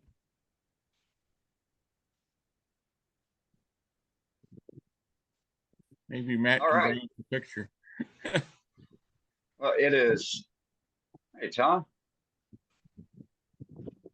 Yeah. It's just popping through people, Dane. Just popping through. Zoom is having its kicks tonight. So, but all right. So we're at the top of the hour. So this marks the end of the official meetings.